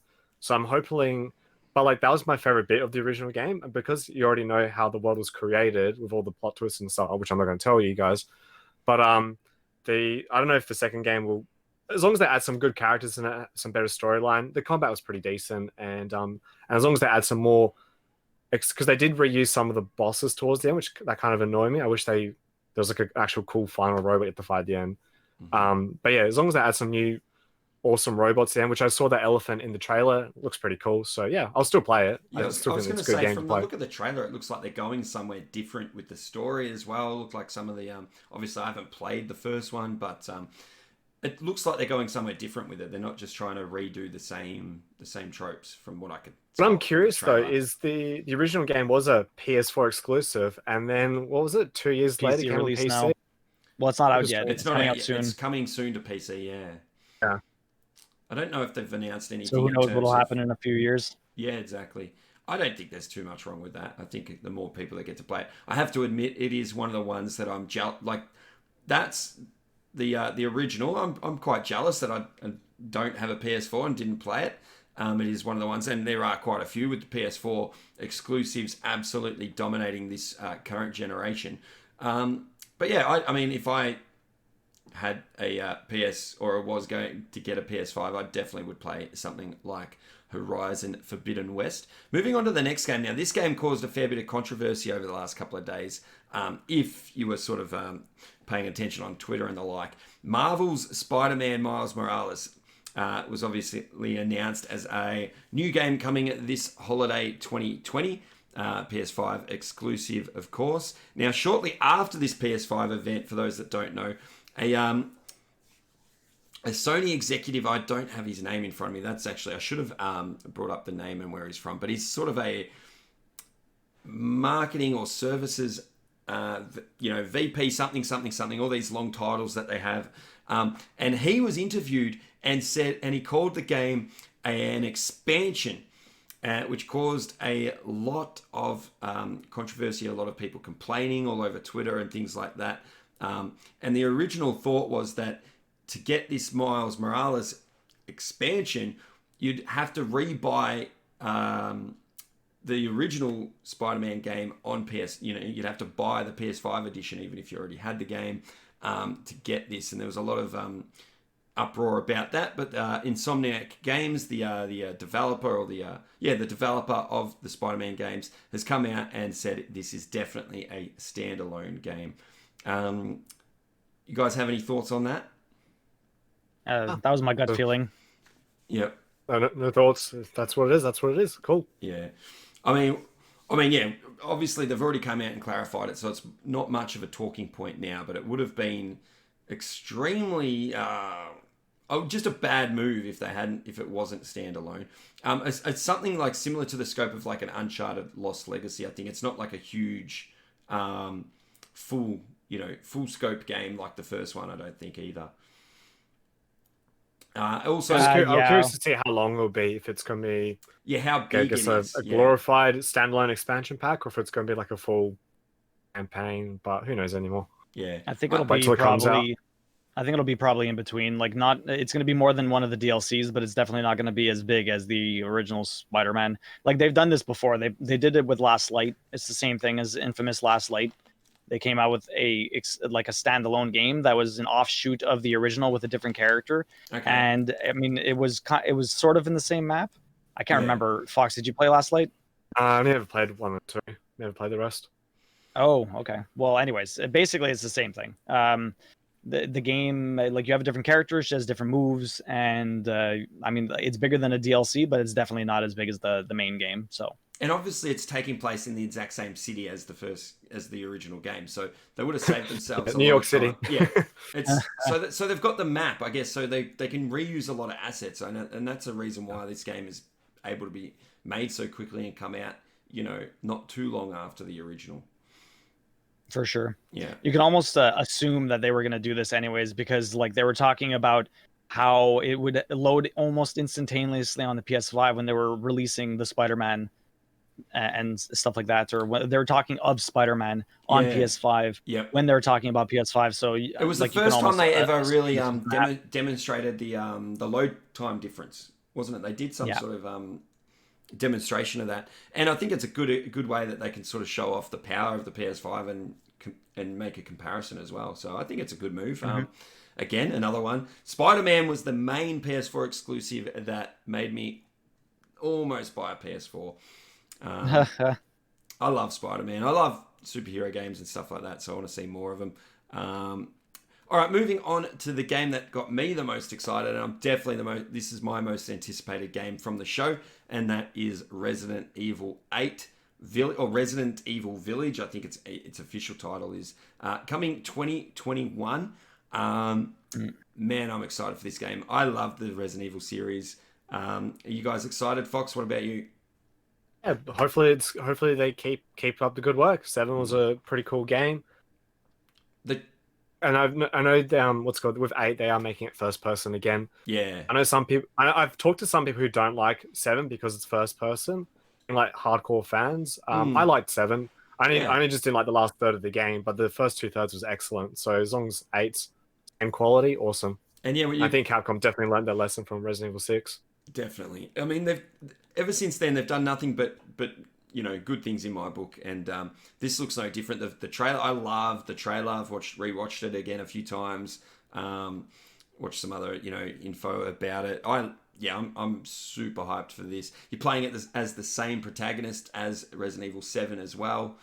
So you get to really. Yeah, so you get to finish, there was a comment in the trailer about the end of his legacy or something. I forget the exact words they used, but you're definitely playing as the same protagonist, so I'm really excited. Duo, what are your thoughts on the RE series and this game in particular? I mean, it looked absolutely gorgeous. Like I was just looking at that old man in the trailer, and it's just like the wrinkles on his face, like the way that the light was going through his ear and shit like that. It was so well done. It looked like Yeah, insane. yeah. I haven't really put a lot of hours into any Resident Evil since like the fourth one. Oh, yeah, that's right. Like I don't play a lot of horror games, and I mean, like I remember playing some co-op in either 5 or 6 with one of my friends, Yep. and I mean, like they're fun. I haven't tried 7, but this looks absolutely insane. So who knows? Maybe I'll play it. Yeah, well, I mean, I would have to recommend going back and trying either well, not either, but 7 and the 2 remakes. I mean, I love those games. They're some of my favorite games of the last few years. The first one I ever played was 3 on the PS1. Okay, yeah. I mean, I played the Resident Evil games back on PS1 as well, some of them, and but just everything they're doing now is just amazing. I loved Resident Evil 7; that got me back into the series, and then I played the RE2 and RE3 remakes. Absolutely loved those, and this 8 looks no different. And like you said, the detail on the old man, that RE engine, that's the same engine they used for the 2 remakes and 7 as well. It just I've loved it ever since then. It looks really, really cool. It's got some really Good looking engine. yeah, Just say that. really, really good looking engine. So, yeah, again, like I said, really, really excited. I'm probably going to replay Resident Evil 7 at some stage before RE8 comes out. Now, they said it's coming out 2021. I'm hoping, and this is just wishful thinking, but obviously RE2 remake and RE3 remake both came out near the start of the year. I didn't go back and look when RE7 came out. So I'm hoping for a January, February release. That would be really cool. I want to play it. I want to play it now. Yeah. Now, a few of the other games, I want to just go through these a little bit quicker. But if you guys have something in particular to say about them, let me know and stop me. I don't think either of us will have too much to say about Gran Turismo 7 being revealed. It's got no date yet, and obviously a PS5 exclusive. It used to be a fan of Gran Turismo, but then Forza Same. won me over. Well, I mean, like I enjoy I enjoy Gran Turismo. I like racing games, but I mean, like the simulation ones aren't quite as fun as like the street racing ones. I do kind of prefer that over the simulation. Like I used to play so much Gran Turismo on PS1 and PS2, and then I feel like the series kind of just got away. Like it wasn't as big as it used to be, and obviously, like it's hard to make big games, especially with that many cars and stuff like that. And it's just I don't know. I feel like they went away from what the series originally was, and who knows? Maybe this one will be good again. Yeah, I feel Gran Turismo has just been the same game, whereas like Forza, I remember playing Forza 1 when it first came out. I was like, oh, this is all right. And then Forza 2 came, I was like, holy crap, like they added so many cool things to it, to the car modifications and gameplay. I was like, all right, well, Gran Turismo 5 better step it up. Forza 3 came out, it was amazing. And then Gran Turismo 5 came out, it was just pretty much just Gran Turismo 4 with slightly better graphics. Okay, so they haven't innovated enough. You reckon? Microsoft like absolutely kicked out, and they put some like new, I don't want to say noob friendly features, but you can rewind the track back, so if you make a mistake, so at least and it's just got more. And I used to be like a hardcore car guy, so the amount of modification options in Forza was insane compared to Gran Turismo. You can engine swap, you can change your car from front wheel drive to rear wheel drive to four wheel drive. That's pretty cool. And I assume you're just. Sorry, Fox. I thought you finished. Yeah, that's all right. I'm sorry, using these car terms, but yeah, and then I just feel like Gran Turismo, they really need to step it up. I don't know, put do something. I don't know. I mean, and I assume you're talking about comparing Gran Turismo to just Forza Motorsport, which is their like simulation. I'm talking about simulation Forza. And then all of a sudden they started coming out with the Horizon series, and now they alternate those two, and that's like innovating on a completely different scale as well. Yeah, like, you have both options there. I wish there was a simulation street racing game. The last one is, I guess, is Forza Horizon and Test Drive Unlimited, but yeah. I know Need for Speed try and be that sometimes, but yeah, anyway. Yeah. Anyway. From what I could tell, the Gran Turismo 7 trailer looks awesome. It looks like an awesome racing game, as you'd expect. But definitely the best graphics on PlayStation. Yeah, but there's nothing there to suggest they've innovated or changed anything other than it's a graphics upgrade. But we don't know yet. We don't know enough. The next game I want to go through. Now, I'll try and, like I said, go through these, and I'll try and let you guys know if I know whether they're exclusives or anything like that. Obviously, a PS5 exclusive here is Ratchet and Clank Rift Apart. That got announced. That doesn't have a date yet. You guys excited for that one at all? Yeah, huge Ratchet and Clank fan. Yep. Duo, have you I've played actually the never series? played. Okay. I've never actually played a Ratchet and Clank. I wanted to like go back and do the PS4 one at some point because it's a remake of the first one. Yeah, and that one's got really good I mean, reviews like, and stuff, Duo, that one, yeah. yeah, yeah, That was a good exactly. remake. That And was a good remake. that's what I've heard. This one looked absolutely gorgeous. I mean, like, it's super expansive environments and like the lighting detail, like everything just looked great. Honestly, like, goddamn. It's good to see some high budget kids games again. Let's get these kids away from Fortnite, playing some good old Yeah. platforming. Oh, I agree with that point, Fox. The next one now, I was really excited about this until I found out that it was also a PS5 exclusive, and I thought this might be a good way for me to get back into the Souls series, and that is Demon's Souls Remake announced. It also doesn't have a date, but it is a PS5 exclusive, so I probably won't get back into the Souls games. I won't be trying this one. Fox, I can almost guarantee you'll be playing it. Yeah, day one purchase already. Yeah. He's already Let's got just a say go-no goal. Demon Souls changed my life. I actually think it's like one of the most important games ever in the history of gaming in the modern gaming era. So I'm a bit. I don't know what they're gonna do because I've finished it so many times. It's a remake. So I want to know if they're gonna keep like the number, like I guess the number of damage values the same. The only like I guess gripe replaying Demon Souls again is it does have some interesting mechanics which they never reuse in the other Souls games, where the world tendency, the game gets harder if you die in human form. I wonder if they're going to keep that in. Also in Demon Souls, when the game first came out, it was super hard. The levels are still hard, and the bosses were hard the first time. But if you've played all the Dark Souls games and go back to Demon Souls, the actual bosses are super easy. And then I remember when I showed my friend Demon Souls, and he already finished, through the Souls games by then. He played Demon Souls. He beat every boss on the first try. Like it's really weird. It is actually like kind of easy. Okay. Some bosses are a bit tougher. I'm wondering if they're going to change the AI or make the bosses do more damage. I don't know. Or change them up a little bit. I'm pumped for it. I'm going to stay one purchase. Yeah. Yeah, I'll probably play it too. Yeah. And did you play any of the original? You played the original back in the day or anything, Duo? I did own the original. I never beat it. I never got super hardcore into it. When I started getting hardcore into From Software games, it was Bloodborne. Honestly, like I never played any of the Dark Souls. Like I should probably go back and do them at some point. But the only one I platinum Bloodborne and Sekiro, and I love both of them. For whatever reason, I love medieval stuff, and that's why I'm really digging Kingdom Come. But for whatever reason, I didn't get captured by the Dark Souls universe. Well, then but Bloodborne, like, what they built was really gorgeous. That's what I like about Dark Souls and Demon Souls is because I don't like medieval because I find medieval's okay, but like fantasy, I always find they just kind of look at Lord of the Rings and copy and paste all of J.R. Tolkien's ideas. Whereas like Dark Souls and Demon Souls, they did like their own dark fantasy where it's got some generic stuff and it's got all these like creepy, crazy only a Japanese person would think of some of these monsters in the game. Especially like Gaping Dragon, the first Dark Souls, where it looks like a giant, vagina of teeth, but it's a dragon as well. It's crazy. No one would have thought of that. I love the imagination. Watching like Smoke Eater Mike or Pixie plays Dark Souls 3 or whatever, and like some of the enemy designs, I'm like, what the hell is this? I love it. I thought the same love thing. Creativity. I think saying that, Duo, you've done Bloodborne and Sekiro, similar to how I was feeling when I first saw this announcement before I knew it was an exclusive, and you haven't done any of the Souls, so this would be a good entry point for Souls for you without then having to go back because Well, like I said, I did play it on PS3. I did own it. I did play it.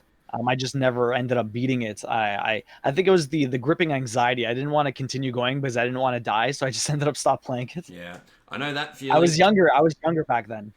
Well, I can't even use that excuse. That's exactly why I haven't beaten Sekiro.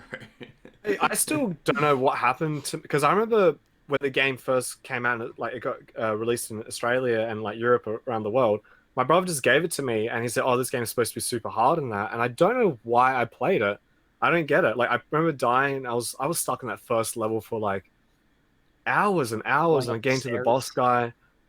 Yeah, and I don't know why, but I persevered, and then like it didn't get any better. Like it took me ages, and I remember I finished the game. I never even upgraded my weapons, and I remember one of the levels I completely like skipped 80% of the level. I didn't even know there's this whole area that I missed out on, and like going back to it, I was like, holy crap! Like my brain blew up because it was such a time where the world was like every game like they held your hand, go here, go there, and it was the first time it was like no, time for you to be a man and work it out Be yourself. a man, grow up. Yeah, Nice. it was. It just felt so weird, like it was so out of place, and I loved it. And then, yeah, it kind of made me feel like an adult again playing games. I felt like that era of console gaming, every game was just so lazy, and every game just held your hand. And but yeah, like it just holds a special place in my heart, that game. And yeah, Awesome. like I think it's the beginning of when Blade developers went, oh, we can make hard games and make money too at the same time. Okay.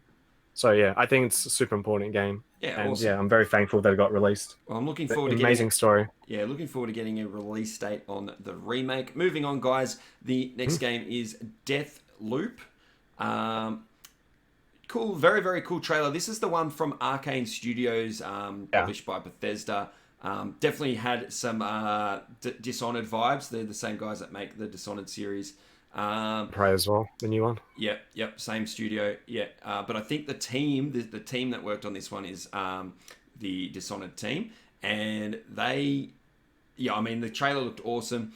This one is a PS5 timed exclusive, which disappointed me once I found that out. And there's no date for this one yet, but definitely looks like a game up my alley. Have you guys played the Dishonored series? Yeah, it's like I played a bit of the first one and never beat it. Yep. Did Dishonored 1. I remember it was one of those games where a lot of people loved it, and I played them like, oh, it's all right. But then there was a lot of people who played number 2, and they said, I thought number 1 was all right, but number 2 is like way better. So I haven't played 2, but I did number 1. I still think it's a good game.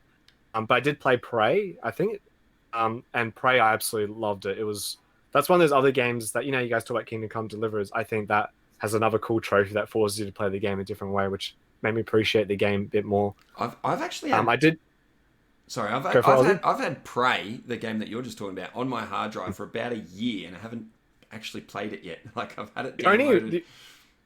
The only reason I played Prey was because there was this channel I respect on YouTube that made really good discussion videos, and I watch all their videos all the time, and they put a video for Prey and goes, oh, we can't spoil the game for you. I'm like, oh, I can't watch this video because I haven't played Prey. So I literally that day spent it took me like 3 weeks to get the platinum, and I was like, all right.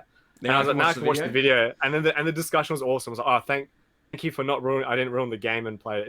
I don't want to ruin the storyline and that. Yeah, okay. That's it's a good game. And I'm glad. I don't know if you know Aussie. You remember like Wolfenstein Blood, the one that you hate. I know that Machine Head Studios are not getting involved in this, so hopefully it won't be janky and crap like that game was. Yeah, I think they're very, very separate teams. So that's good. All right. We'll move along, and this one I don't think we'll have much to say at all. Yeah, NBA, skip it. Yeah, NBA 2K21. I hate when they put sports games in like events like this. I mean, basically everyone knows the sports games are going to come out, and all they do is show, oh my god, look at all the sweat on this guy. I mean, like, what does anyone give a shit? Like, the whole point is, I mean, like, go, Joy, go. Finish your point. My mentality for this is that I know there are still gamers that literally only play Call of Duty and sports games, and like they'll buy every Madden that comes out, and all they do is play sports games, which is fine. I mean, if you want to do like that, if that's the way you game, that's the way you game. But they're not the people that are watching this. Exactly what I was about to say. They're not the ones watching this. No. I don't know. Look, put it this way: if you're Sony and 2K came to you and said, "Oh, we want to pay you money to put this on your show," you're gonna take their money, aren't you? But that's it. Of course. The only other thing I thought about this trailer though, like, I've played NBA games in my time. I like the NBA. I'll play an NBA game here and there. I've sort of fallen off them with, my achievement hunting and all of that, with the way that I play games now.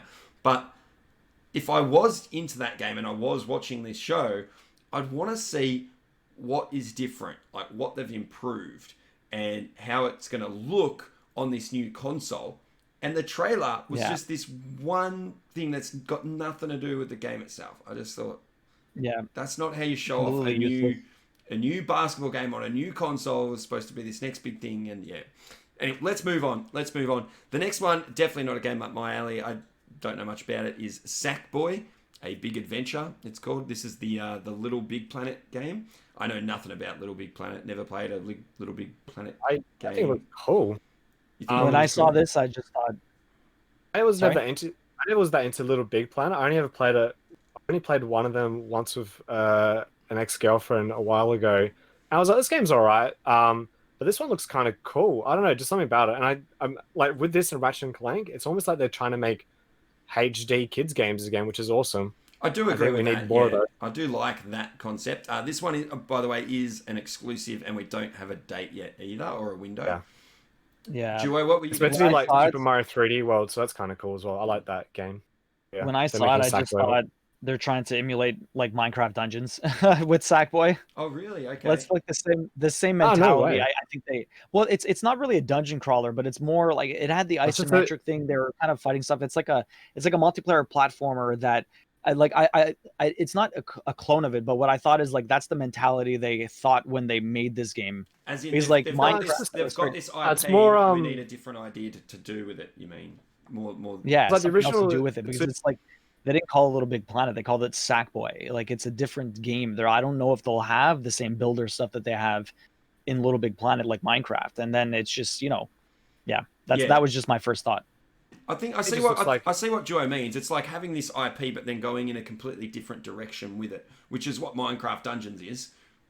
They've used the IP, but there's no building or whatever there is in normal Minecraft in Minecraft Dungeons. It's just a completely new idea with the same IP. Mm-hmm. I mean, Sackboy and Minecraft Dungeons aren't similar games in terms of their genre or anything like that. It's more of a concept, No. more of an idea. Yeah, similarity. Yeah. Let's move on Fox? because I mean, unless you have something more to say, Fox. No, it just looks like Super Mario 3D World. That game is awesome. So, as long Yeah. as the gameplay is good, let's go for it. I'm gonna play it. Yeah, That's the vibe I got from So another I just game want some. that's I just want some high quality kids games again. yeah. I agree. I was saying a lot about that recently when I played Super Lucky's Tale. That I think is an underrated game that reminded me Yeah, of. that's all a good those- game as well. Yeah, I enjoyed my time with that. Next one was Hitman 3, coming January 2021. I love the Hitman series, although I haven't played the most recent Hitman 2. And the publishers of this really put me off with their pricing situation on Hitman 2. So I'm hoping they fix that with Hitman 3. So for those that don't know, I actually bought what I thought was Hitman 2, and I paid pretty much almost a full game price to buy Hitman 2. And then I knew that it was coming out in different, like all these different like Dominance. installments and stuff. So I bought it like when the first lot came out, but then I waited for all these different installments to come out, and I thought I'll just play it. I wanted to play it all in one go. And so I waited for these different installments, and I eventually got around to playing it, and I loaded it up, and it kept wanting me to pay more money to pay this extra content. And I'm like, there was hardly anything there for what I paid. And I'm like, I paid good money for this. I'm not paying more money for all this extra stuff when you're not giving me enough for the money I've already spent. So I haven't played it, but They didn't have a complete edition. there is a complete edition, but I had to pay almost double what I'd already paid to get the complete edition. There wasn't an easy way for me to just add stuff on. And even if I did just add stuff on, it ended up more expensive than just buying the whole complete edition all over again, which already included what I'd already bought. So I'd have to buy what I already had again to get the additional content. Like, it was just ridiculous. Yeah, I couldn't get my head around it. So I haven't played it. I do still want to play it. So if I see it like on like a super deep sale in the next couple of months before Hitman 3 comes out, I might play it because I love that type of game. It's Game Pass. Yeah, that would be amazing. Yeah. What about you guys? Excited for Hitman 3? I was never huge on Hitman. No. With Hitman, I remember playing because I was back when Hitman came out. That was when I used to be really strict on I have to play the stories in order. I couldn't go back and play old ones. And I remember playing the fourth Hitman game, Blood Money, and I really liked it. I was like, all right, I can't touch it. I have to go back and play number 2 on Xbox. I played number 2. I was bad at it. It's one of those stealth games I'm just terrible at. I'm good at Metal Gear Solid, but Hitman, I don't know. So yeah, I never played it. And then I've heard how good the new Hitman is it a reboot? I don't know. Yeah, reboot would be a good way of saying it. Yeah. And I heard how good it was. Like, oh, cool. But then I heard about what you just said, Aussie, with the pricing stuff. And I was like, and I just got confused. And I was like, and I got distracted. And too many other games. I was like, yeah. I played all of Hitman 1, like the new reboot Hitman 1. Played all of that, which was episodic as well. But I remember I bought it when the first episode came out, but it was like season pass. It made it simple. You buy the season pass, then you get everything that comes out after that. And I played through all of it, loved it. Tried to do the same thing with number 2, and then that's what happened. It happened. Yeah. I don't know. I definitely want to give Hitman a try. It's definitely I want to get back to it one day. But yeah, yeah, I don't know. If I get time, I'll give it a crack. Yeah. Next one was Ghostwire Tokyo. It's got a time frame of 2021, and it is also a timed exclusive. It's from Tango Gameworks, which is Shinji Mikami's game studio. It's a first-person spellcasting game where the player uses magic to fight demonic spirits. Based in Tokyo. I don't know if you guys remember this trailer. Watched it. I was a bit confused what was going on in it, but I do like Shinji Mikami's. I liked that. Within one's a debatable game, but number 2 is excellent. And he created Resident Evil, Aladdin on Super Nintendo. If you guys don't know that too, and I think he also helped with Vanquish as well. I like the way he makes. Yes, we said it every day that Shinji Mikami made Aladdin. Then he made Resident Evil. Oh, I thought you meant he created Aladdin. No, not the business. The game, Nintendo. Yeah. No, but yeah, I mean, anything with cool, his name on it. I'm not sure what's going on. I'm interested as soon as I see his name, which is why I mentioned it just here.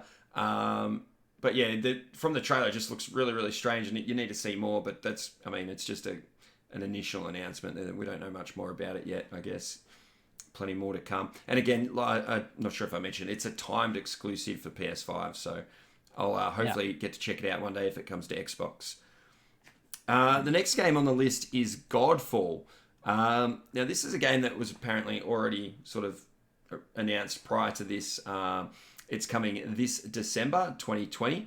And I saw a few different websites that said it is exclusive. Then I've seen a few websites that said it isn't.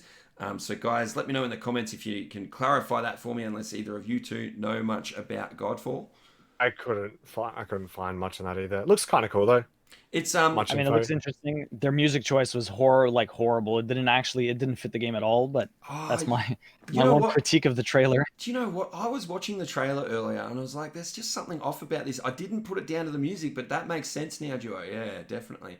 I did just want to, for people that want to know more about or what this is, what we're talking about, I got this from gamesradar.com. They said it is described as a looter slasher on the official website. Godfall seeks to meld the gameplay of games like Dark Souls and God of War with the progression systems and loot mechanics of games like Borderlands and The Division. Combat is achieved via third-person melee battles, and you can play it with up to 3 other heroes in co-op. Taking on gigantic armored beasts is always easier with as many swords as possible. That made me interested. I like that. That sounds pretty cool. But yeah, I had not heard about it before the event and don't know much more than that. Anything? Try to look up some of these studios as well, like who made it and stuff. Like what before we start this podcast, just to. Yeah. I think this is one of the studios. I think it's their first game. I believe some of the studios that worked on this game. Yeah, I think it's their first game. I'll just Counterplay Games, published by Gearbox. I don't think they've. Oh, they only made one other game before, Duelist, which I never heard of. So. Okay. Yeah, I don't know. Yeah. Anyway, something that I'll keep an eye on it when we get more details. I mean, it's not too far away. It does come out this year, so we'll see a little bit more later in the year.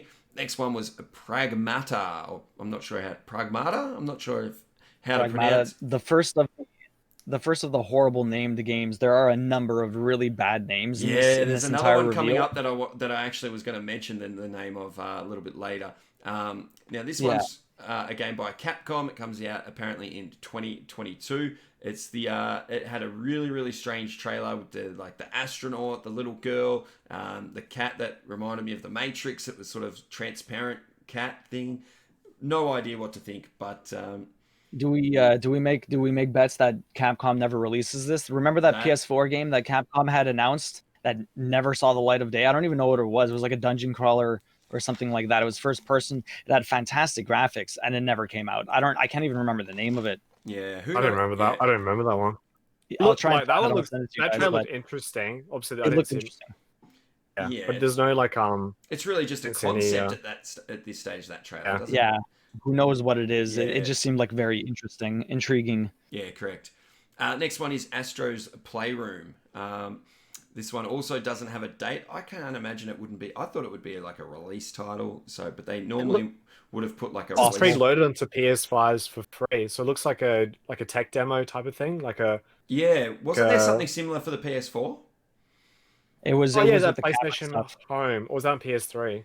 No, PlayStation Home was on PS3. This was the Playroom stuff. If you had a PlayStation camera, it was a free app that came basically that you can have like little mini games or whatever with the camera. Yeah, and it's the guy from Astrobot, the VR game, isn't it? It's the Yeah, same that and that IP. Astro Ball is awesome. I hope they make Yeah, a sequel to that. yeah, But yeah, yeah, it just looks like a demo. So yeah. so like a Again, fun I it's free think the it's demo. same little bot. Yeah, I think it's like a little tech demo that will probably be a packaged in with the Yeah, PS5 or something. yeah, It's that's what it is. this reminded me of like 3D Mario, basically. Yeah, okay, yep. But sort of smaller, like, I reckon smaller sandboxy little experiences Yeah. anyway. The next one, moving on, is Oddworld Oddworld. Soulstorm, announced for PS5 coming out this year.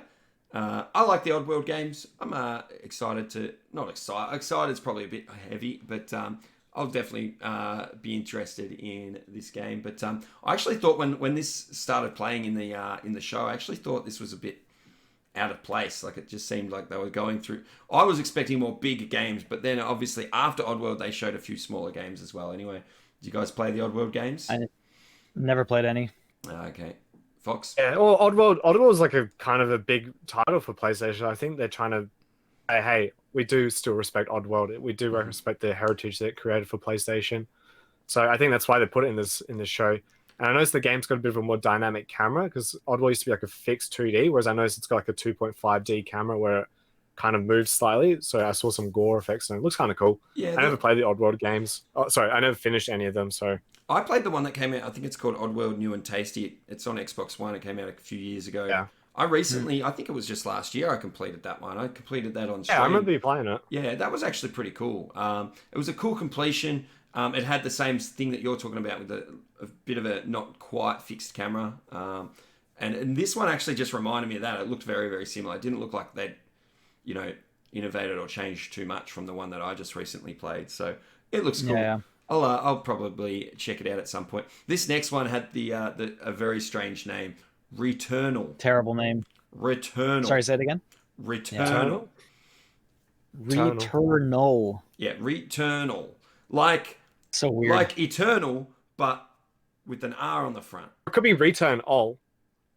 maybe. But this was the one where it was Yeah, they're like, making a lot of bad like jokes. that in astronaut chat. in like a time loop, like where she keeps dying and then she just Yeah. crashes her It's ship, like dies, Groundhog crashes her Day. ship. Yeah, Groundhog. Yeah, exactly. It's strange Groundhog Day name, meets Alien. strange trailer, but interesting looking. When they showed gameplay, it was not what I was expecting. It looked like Remnant from the Ashes. Okay. Oh, see, I didn't even notice that. It's like a third-person shooter, but like yeah, Yeah, it had a lot of. Oh, that's right, and it had like very like bullet hell type, like where she was just shooting. Like Yeah. yeah, very strange, but we don't. see when it comes out type of thing. Yeah, it's Yeah. similar to what you always say, and I think it's a PS5 exclusive, that one as well. But no date as of yet. No date, no time, no window, no nothing for that. Another one I don't think we'll have too much to talk about is Destruction All Stars. This is that sort of Destruction Derby looking, Rocket League looking weird game. Party game. It also has no date and is a PS5 exclusive. Definitely was. I mean, it looked fun. I'd play it if it was free. Yeah, if it was free. That's not a glowing endorsement, is it? Moving on to Project Athia. This is the new game from Square Enix. This could be in the same boat as that other one you were just talking about, Duo, where we could take bets on whether this will ever come out. I have done. Yeah, it does look like a 5 years. 5 years. Yeah, I did. Yeah. Well, it's announced for 2023.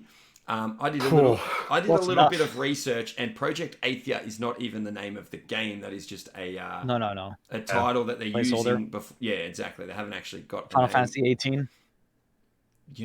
16. Don't you mean? No, maybe Maybe they'll 17, take who two. knows? They'll They might skip release a two number. more before this one ever comes out. Well, who knows how far into development they are on 16, if they even are, because that hasn't been officially announced. It's quite possible that might end up being it, but I mean, it looked cool. Graphics were insane, but you don't know anything about it. Yeah, it's just all like I said, but like it's just a concept at this stage. It doesn't even have a real name yet. Like, it's hard to get too excited about something that's at very least 3 years away, and probably more, and may not even ever come out. So, yeah. The next one I thought was a little bit interesting. This one is Stray, announced as coming out in 2021. It's from Annapurna Interactive, who brought us games like What Remains of Edith Finch, Gone Home, Sayonara Wild Hearts. I know you like that one, Fox. And it appears to be we're playing as a cat exploring like a cyberpunk type world full of robots and stuff like that. I think it's kind of cool. It was it was the crowd favorite. Like everyone was like, "Oh, I want to play Stray. Yeah. You better play Stray. I want to be a cat." Am I really, really stupid for it made me think of Untitled Goose Game? Well, I mean, you play an animal, but I think it's a completely different. I think this is gonna be like an emotional journey of a cat trying to find love, whereas the goose game is just a goose being a dick. Well, I sort of thought of like annoying the robots as the cat. I don't know. That's just something that came to mind. It's sad. I want to play it. Yeah, it definitely looks cool. It looks fantastic. Yeah, definitely. Yeah, it looks sick. Cool. Yeah, that publisher's been pumping out some good indie games, so good on them. Yeah, that they're showcased as well. Exactly why I mentioned some of those other games, because they sort of pick these good titles. Like they don't just associate themselves with anything. If you look through their list from Annapurna Interactive, they've got a lot of good games that they've been involved with.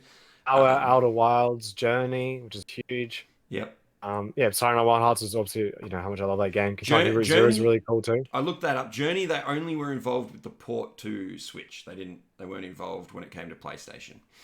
But anyway, that was mostly Sony, I think. Yeah, the next one is Kena, Bridge of Spirits.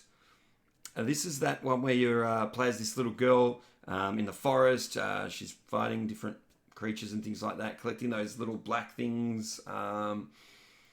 Some people... It had really Ori vibes. Yeah, someone else mentioned that on my live reaction show. Very planty. It's a very planty game. Planty. There's a word I haven't heard. Planty. I don't know how you describe it.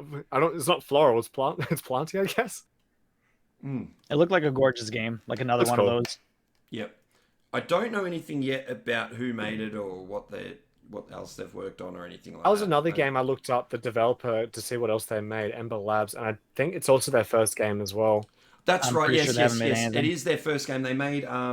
They've got a history in short films and that sort of market. They're an animation. They're an animation studio. Correct. Yeah. I made a comment about that. I was like, so they have no design experience. It'll look gorgeous, but who knows how it will play? Yeah, how it plays. Yeah. It definitely looks interesting. Something that we'll keep an eye on as it gets closer, I suppose, because it doesn't even have a release window yet. Now, this next one was super, super strange, if you ask me. Goodbye Volcano High. The next two games on our list go to my bad trailers and developers that don't know what they're doing when they're making trailers. They literally showed absolutely nothing of the game. I have no clue what the game's about. It wasn't even intriguing, like that Capcom one with the space. At least it was intriguing. I want to know more. Yeah. But I mean, like, other than Goodbye Volcano looking like it looked gorgeous, like the animation, the cartoon style looked really nice. Yeah. But I have no clue what the game is even about. Not a clue. I figured, for me watching it, I thought it was going to be like, I figure what the storyline is. It's kind of like these dinosaurs going to school and then they know the world's going to end because the comet's going to, knock out the Earth and, dinosaurs die and stuff. But I did not know what genre it would be. I thought when watching it, I thought it was going to go into like a visual novel type of game. But then like watching the trailer, I was like, I don't know. I feel like who knows what's it going to be? Who knows? Yeah. It's going to be a dating sim or something, a dating sim visual novel. Imagine. I just think when they put it a release date they put a window of 2021, I imagine you've got enough of a game there that you could give us a bit better idea than what they did in the trailer. Like you said, Joe. Because it's not like a sport, like, we all, like, if they do like a Madden trailer, we already, and they just did, interviews with the stars, we already know what the game's going to look like, or say like a big game that's already been a franchise. Yeah. We already know what to expect. What kind of game it is. Yeah. Like most indie devs, they always just show gameplay because they know they've got no, heritage or, history. Yeah. So it's a bit of I think it's a bit of a misstep, but I'm keen to see it. If it's not a visual novel, I'll play it. Yeah. It could be a visual novel. It could be an RPG. We have no idea. Who knows? Yeah. Imagine. Yeah. A first-person shooter with a guns. Bug Fable, but you're dinosaurs. Yep. Yeah, who knows? We don't know. And you're saying that this next game made the same mistake, Joy? This Jet the Far Shore?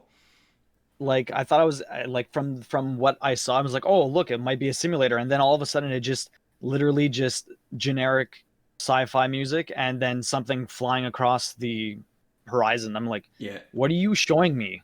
yeah. Like you're not showing me anything. I had to re-watch the trailer to try and get a little bit better of an idea. And I do notice at the start of the trailer you actually get into a shuttle and take off to another planet. I think, and there's like sort of I think there's some sort of feeling of like overpopulation or something like that, where you might be sent to try and find a better world for Earth or for your home planet or whatever. But I was getting that vibe at the beginning, and then it just went into terrible trailer territory. yeah, yeah, totally agree. I mentioned on my live reaction show that this was sort of the most boring moment of the show for me. I was just like, it's just lost me. They lost me. Made by Super Brothers, which I know they made.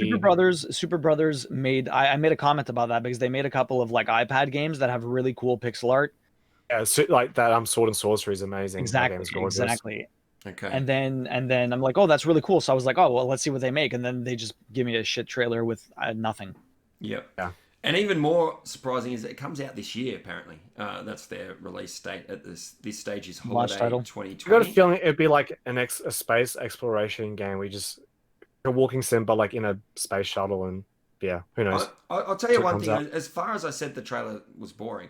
I think it's more not the game's fault. It's more what you said, Duo, about the developer not being a bad trailer, not knowing how to showcase the game the right way and stuff like that. Making a bad trailer, which is possible, doesn't mean necessarily. Sometimes. Yeah, it doesn't mean necessarily the game is bad. And I'm interested to find out more at least. So at least they've done that. But maybe that's more my curiosity than the actual. But you know, Aussie, like at least you have that mindset, like, oh, the trailer's bad, I acknowledge it, but I'll still look at the game. Whereas how many people aren't like you? Yeah, or they see, oh, bad trailer, and then they get their arms crossed and forget about it. Yeah, and they straight away write off the game. Yeah, which is that's why you need to make a better trailer. Yeah, because not everyone is like me, and you will lose a certain number of people. The next one was Solar Ash. I'm pumped for this one. This one was no, actually no. I'm actually confused which one this was just then in my head. Solar Ash is the one from the creators of Hyperlight Drifter. Yep. It was like a third-person exploration game. It had really clean graphics. Yeah, very. It's the same. I don't know if it's a sequel to the game because it has the same colors and art style. So, like, I thought they'd call it number 2 from or what something. I've seen, but it looks awesome. From what I've seen, I don't think it is a sequel at all. But also, the Hyperlight Drifter was more of a 2D. This is 3D, but very similar art style. Am I right? Yeah, like same color palette as well. Yeah. Okay. Yep. It looked nice, but I don't really know too much. Drifter, so I'll definitely play this. I put a note here that I have no idea how to explain it. Please go and see the trailer and let me know. Like, because it looked strange to me. A third person. Like platform game because you have fast movements, but I don't see the combat. So who knows what the combat's like? My notes were looks clean, know nothing much. Yeah.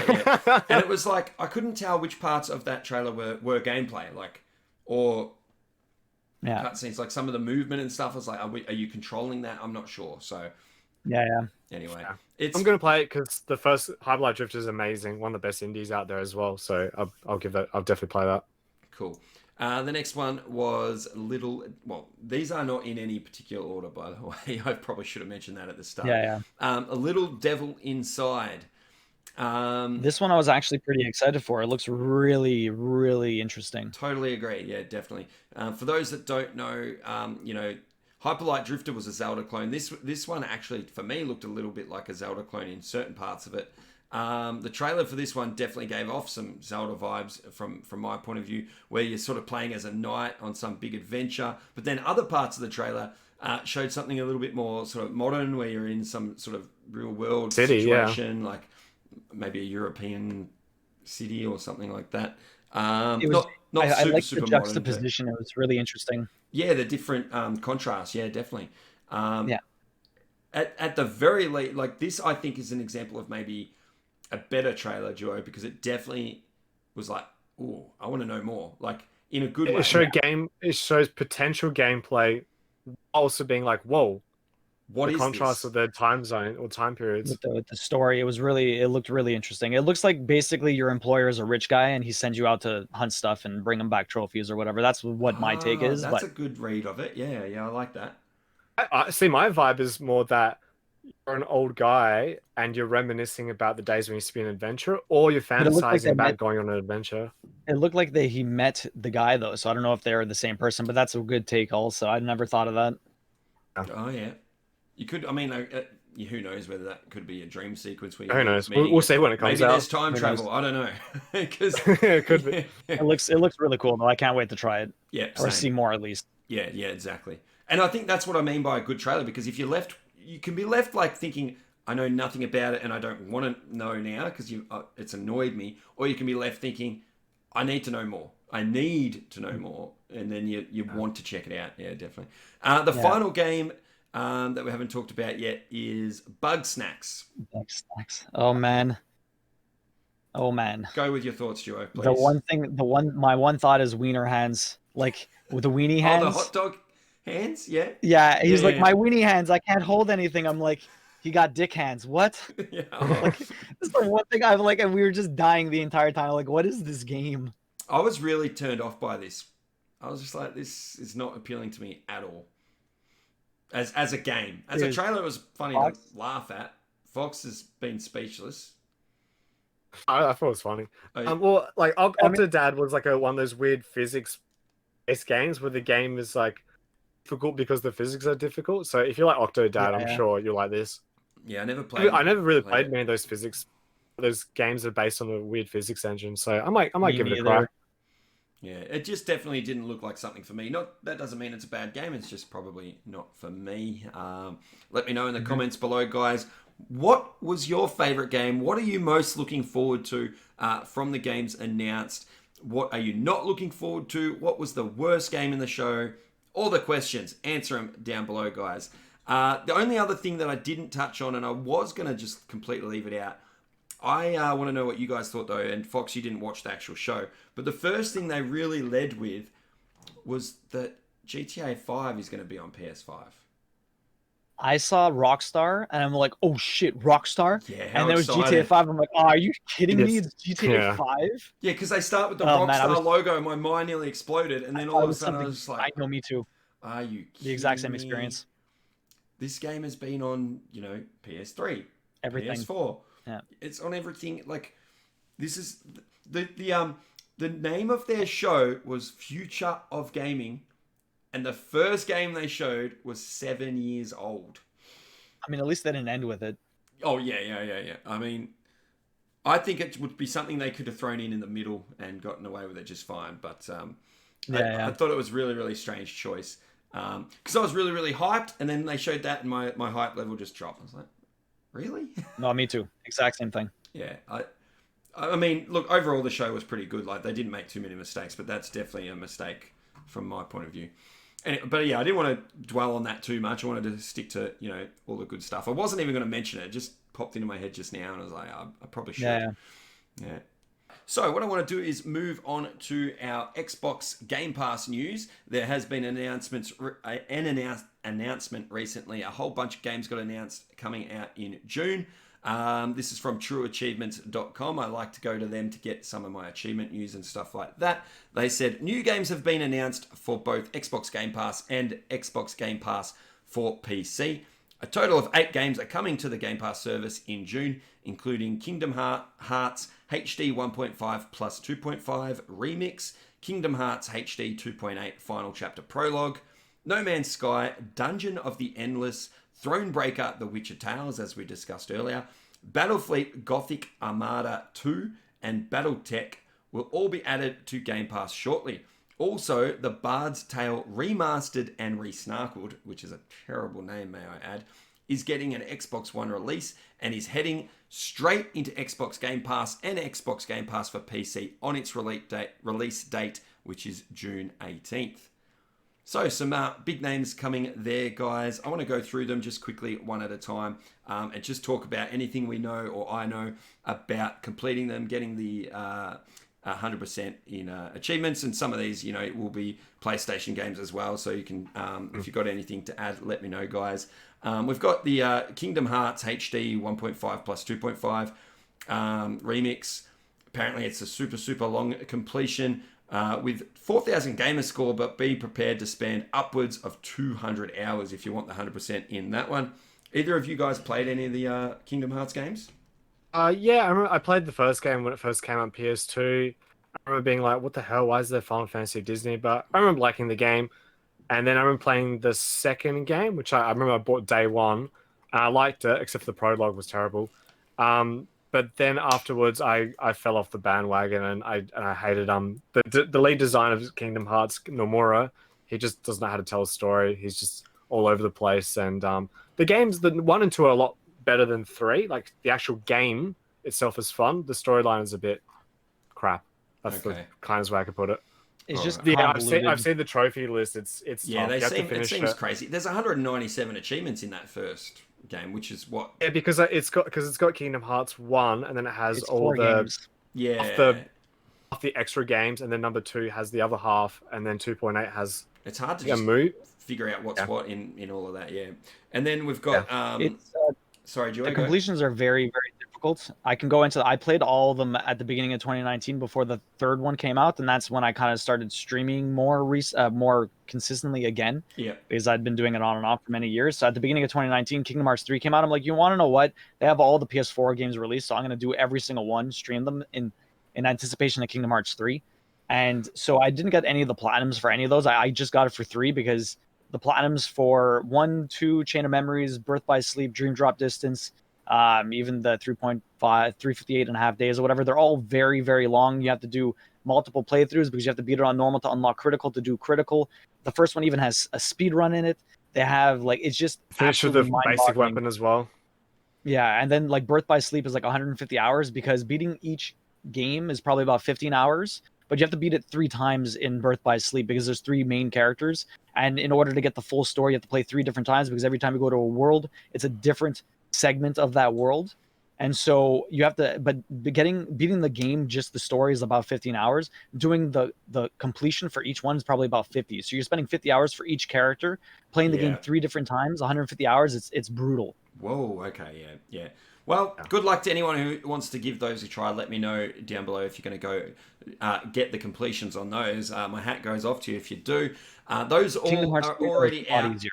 Yeah, those are all already out on Game Pass. They came out on June 11th. Also on June 11th was No Man's Sky.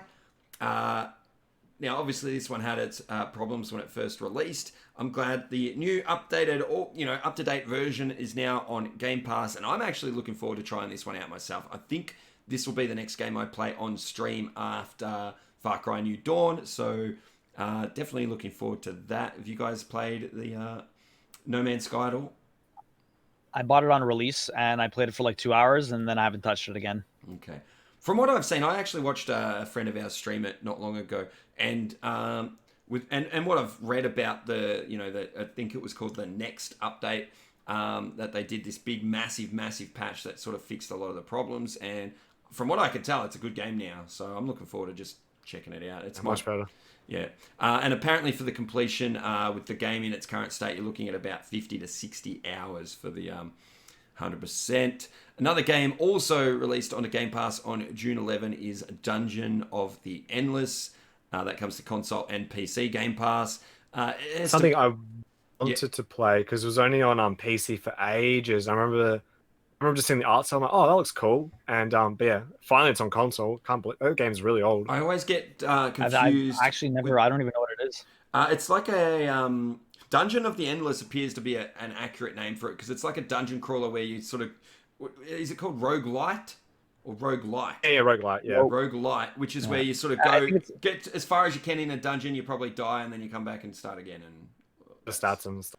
Yeah, that sort of thing. It's one of those, and apparently very hard to work out the completion because I don't think too many people have done it yet. But it looks like 100 to 120 hours or something like that. So big. Long. It looks pretty cool. It's got this cool little art style. If that's your jam, I definitely recommend checking it out. If you've got Game Pass, why not? It's free. Well, Game Pass isn't free, but if you've got Game Pass, this is free. I always get confused saying that as well. I always say, "Oh, it's free. Why not play it?" And then people go, "It's not free. You got to pay for Game Pass." Well, that's not what I mean. But Then there's 2 other games that come out on June 11th on Game Pass, but both for Game Pass for PC, and I know nothing about these games. Battlefleet Gothic Armada 2 and Battletech. I know nothing about them, guys, so sorry about that. I know nothing about their completions either. At the time, they're all PC games as well. I've seen them on Steam, but yeah, it's a space combat RTS actually. The Battlefleet Gothic game, but yeah, I don't know anything about the completion. And even at the time of their release, I haven't been able to find anything still now, but we didn't even know if these would have achievements. So let me know in the comments below if that's your thing. Now, something coming out on June 18th, as I just mentioned, is Bard's Tale Remastered and Resnarkled. I can't stand that name, but and I've recently tried out some of the Bard's Tale games. Not my kind of thing. I might look at how this remaster looks, but it is releasing straight to Game Pass. So at least if I want to have a look at it, once again, it's not going to cost me anything extra. Have any of you guys ever played any of the Bard's Tale games? I remember playing. Wasn't it an Xbox exclusive, like the original one? I think it was on the original Xbox. Yeah, I remember hearing good things, but I've never tried it. Because it's more sort of like a... Actually, I don't even want to guess. Anyway, the other game that comes out on Game Pass on June 18th is a game we covered earlier that Duo talked about at length earlier, is Thronebreaker, coming to Game Pass on the 18th. The estimated completion time, according to some of the achievement or websites out there, is 30 to 35 hours, which is around where you said 30 to 50 maybe, Duo, didn't you? Depending on... Depends how long it takes. I mean, like if each chapter takes you 10 hours, it's going to take 50. Yeah, correct. If each takes 6, then it's 30. So it really depends how quickly you're going through it. Yep. And like I said before, guys, I'll look into even possibly making a guide for it. Not sure if I will. I'm not sure if I'm going to enjoy the game enough. So what I'll do is when it comes out, is I'll play it and see if I enjoy it. If I enjoy it enough, because to make a guide for a game like that, I'm going to have to play it like... Say the completion might be 30 to 50 hours. That means I would need to spend about 150 hours on the game myself. And I need to be able to enjoy that 150 hours. I'm not going to do it if I hate it, because then my work is just no good if I'm not enjoying myself. Do you like card games? I have never enjoyed a card game, but I haven't really given them much time either. So I think card game I played was the Pokemon trading card game on Game Boy Color, which had a storyline campaign. I didn't mind it, but I try and avoid card games. Put it this way, when I played, the only thing I'm missing from Witcher 3, getting the 100% fully completing it, is all of the Gwent card stuff. I was just like, I want to play Witcher. I don't want to play a card game. But there we go. Well, I'm definitely willing to give this one a chance. So we'll see. All right, that is all the Game Pass news for now. Now, we do have a segment on this show where I like to go through some of the recent games that have come out and talk about their reviews and the scores and stuff like that. A big game comes out later this week on Friday, and that is The Last of Us 2. Now, the review embargo is already up, so most of the critics' reviews are already out in the out on the internet. You can go look at them now if that's your thing. Metacritic for The Last of Us 2 is currently, when I looked it up earlier, currently sitting at 96. So it's looking like it could be a good game, guys. What are your thoughts? Oh, really? You have to spell it out to people. Well, that's how silly people are. You have to spell it out. 9 is a good game, apparently. Well, a couple of weeks ago, there was a lot of hate for The Last of Us 2 with the apparent leaks and stuff like that. We're not going to go into the leaks or anything like that on here, and I'm not going to spoil anything, even if I did know it. But it looks like it was all premature. A lot of people... That's people, though, for you. Yeah. I guess I'll... play the game when it comes out, see if you like it. One of the things I noticed looking at Metacritic was that 85 critics have reviewed the game on Metacritic. 47 of them have given it 100 out of 100, which is a pretty big, a 96 on Metacritic is one of the highest Metacritic scores there is. Yeah, it's crazy. Yeah.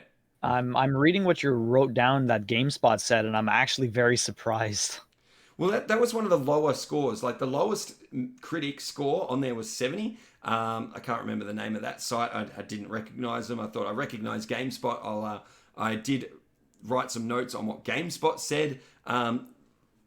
so you guys know what Duo's talking about, this is what part of GameSpot's review. They said, it's all messy and bleak and made me profoundly sad for a myriad of reasons. But the more I reflect on it, the more I appreciate the story and characters at its core. I wanted almost none of it to happen the way it did, and that's what's both beautiful and devastating about it. It's the point of the game. And they gave it an 80. I know, but it's like almost like he gave him an 80. He's the kind of guy like, I don't want a sad ending. Boo hoo. Yeah, exactly. It's like he's giving it a bad idiot. score because he didn't like this. Like he thought the story was sad. I mean, like, are you kidding me? That's why you give it a bad score? Like, come on, man. I know review scores are subjective, but like, one second. He gave it an 80. That's not a bad score. I know, but I mean, like, I know it's not a bad score, but it's just surprising that you like take off points because you think the story was too sad. Like, it is a ridiculous it's an oblique world. What do you expect?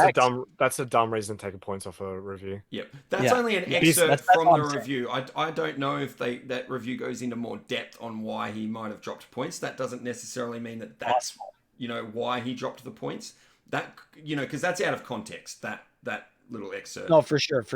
Yeah. Just reading that's my take from it, though. Yeah, exactly. Yeah. If that is the reason for dropping, points away from it being a 10 out of 10, then yeah, I agree. It's very, very silly. In fact, I think it actually... Not that I'm trying to say like it deserves a 10 on 10. Like, I don't know for my fact. It's just like, correct. I understand reviews are subjective, and I feel like it's that's why reviews aren't always great, right? I think reading that would be a reason to give it a higher score, not a lesser score. If a game did that to you, if a game sits there and you think, oh, I didn't want any of it to happen that way, it feels like he got emotional about it. Which is detached to the characters. Way connected. Correct, which is good. Which would be a reason to give it a higher score rather than a lower score. Yeah, couldn't agree more. I just want someone to say, oh, combat repetitive, or I don't know, terrible balancing. That's to me as a criticism, not story is sad. It's dumb. Exactly. Like it doesn't make any sense. Well, feel free, guys, to look up GameSpot's review and see if they did go into that depth. I did not read that whole review. That was just something that I found interesting, and it generated this discussion. So I'm happy I did find that. But yeah, I mean, don't listen to reviewers. Another, you know what? On Fox, what you just said, I think you may know this guy. If and this is from someone who has not played the first game and probably won't play this game. But I did watch a really, really good review by an Australian reviewer called Skill Up. He's got his own YouTube channel. I do recommend going and checking that review. He does not do scores. He does not have a review on Metacritic. From listening to his review, I think he'd give it around a 7 if he had to give it a number. Like like a 7 out of 10 or something. He is very critical of some of the stuff in the game, and he does reviews that are usually like 30 or 40 minutes long. Like he is like an in-depth reviewer and really, really explains things really, really well. He's one of my favorite guys to watch reviews from. So definitely check that out if you're into that. But I guess are both of you going to be playing that? On release, what's the story? I'll probably beat the first one. I'll play I'm obviously going to play the game. I haven't decided if I'm going to play day one. I might wait just maybe a few days, then I'll play it then. But yeah, I'm looking forward to it. I love the first line storyline. I thought the game was pretty good as well. The trophies were terrible because the stupid multiplayer ones took like 50 hours and I gave up, and the PS3 server shut down, so unfortunately, we'll never get the platinum for Last of Us, and I didn't want to start the remake on PS4, remaster on PS4 because they kept the multiplayer trophy, and I'm like, all right, I'm just not going to play it. Okay. So I'm going to be pissed off if I have another complete game on my thing that I can't get done. Well, I wonder if they've learnt from that with this with the new one, whether they'll put that sort of trophy in again or not. Whether it'll even have multiplayer. I don't think it does. Yeah. Okay. I don't think they should. I mean, I haven't played them. I feel unqualified to talk about these games, but it was in that weird era when every single game had to have tacked on multiplayer. Yeah. So. Yeah, exactly. Yeah, I mean, like Uncharted 2 had multiplayer when the first one didn't, and like all the other ones did also. Like they were doing it in Tomb Raider and stuff back then as well. Shock 2 as well. Yeah, I was just about to bring that up. Yeah. So yeah, well, hopefully they've at least learnt from that, and you can get your platinum for this one, Fox. And that's more of a strategic streaming reason for you saying that you won't play it for the first few days, correct? Yeah, that's right. And it's also coming on Friday. I don't usually stream on Saturday, so I didn't want people to be what's going to happen? I have to wait like another day as well for me to play it. So Correct. Okay, cool. just do I it just was Sunday. like trying to get my head around why wait a few days. Like if it was a big Xbox release, I'm playing it day one. But that makes a lot of sense, Fox. And you do have other things to take into account when you're streaming a game, and that's perfectly fine as well. Anything else on that, Duo?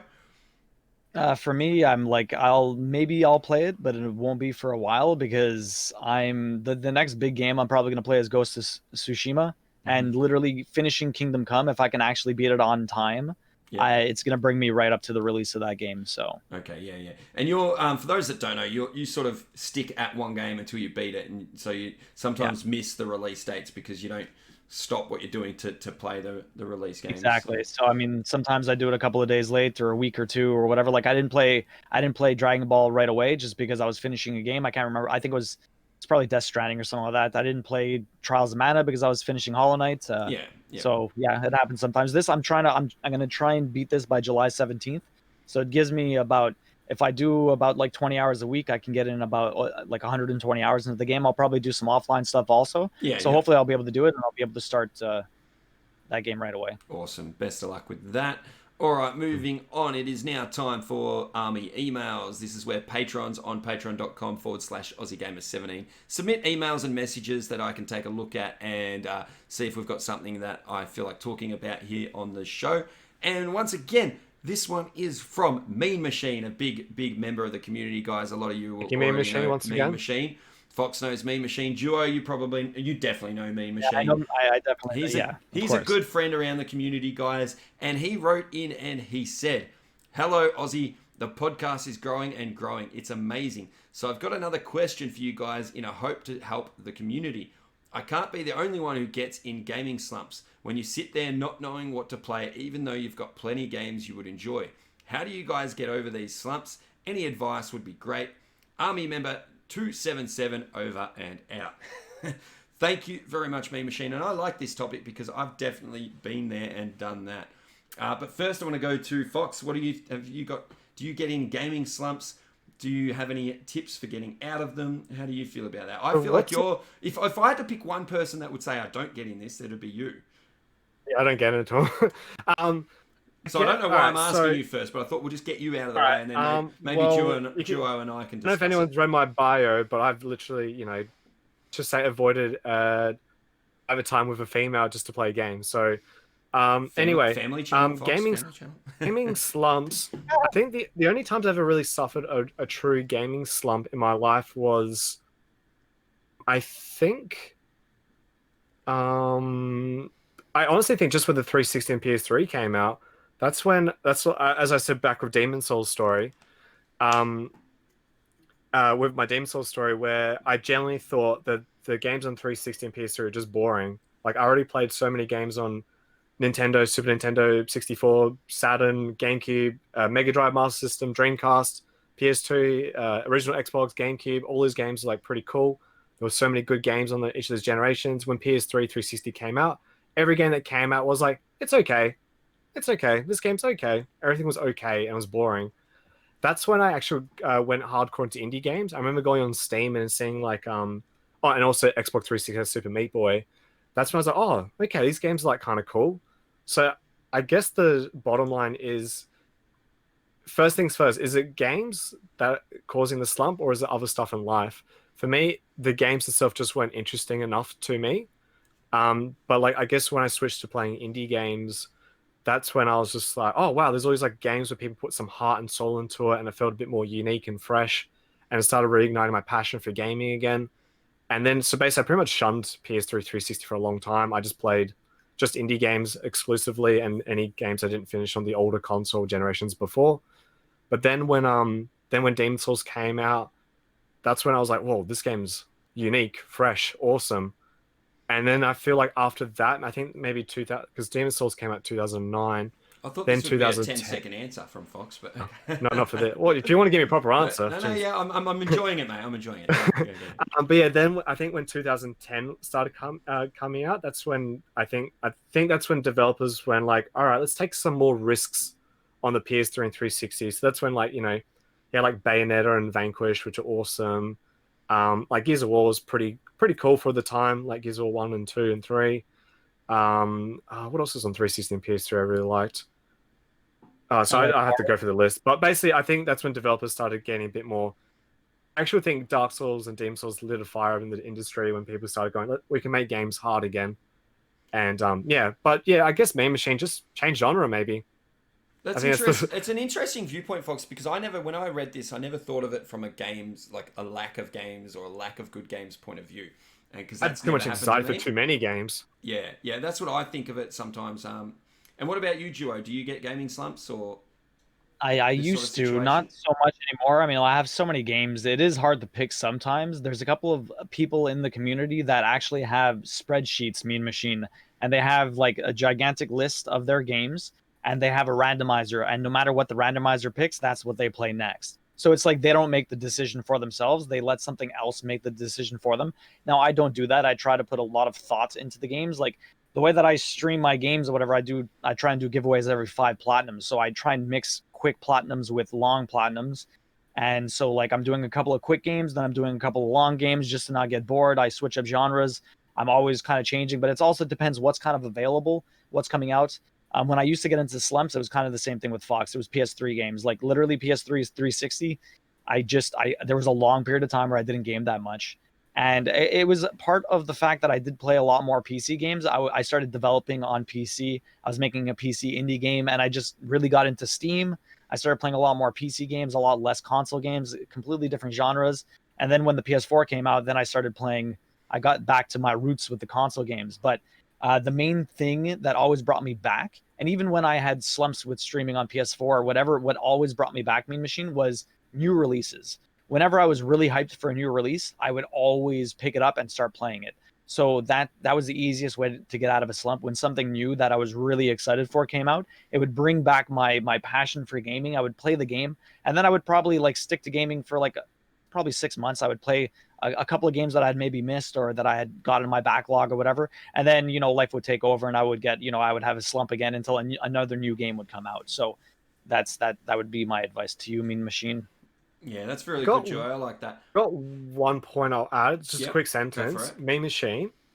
I have this And, mindset and and make where sure though, make sure this isn't just for Mean Machine. He said this is to help the No, no. community. Yeah. this So is just anybody. yeah, So Main Machine, I guess, and this is to anybody. So for a long time, Chrono Trigger was my most favorite game ever made. Nothing was better than it. Or there's a few games that are close to it. Yada yada yada. Demon Souls was the first time I played a game where I was like, oh my god, this is as good as that. And like that game came out 2009, Chrono Trigger was 1995, and then Dark Souls came out, which I loved. So then I always had that mindset that I could play a brand new game that I've never heard of, and that could be the next my most favorite game, but I don't know until I try it. So have that mindset that this game could be the one that will take your breath away.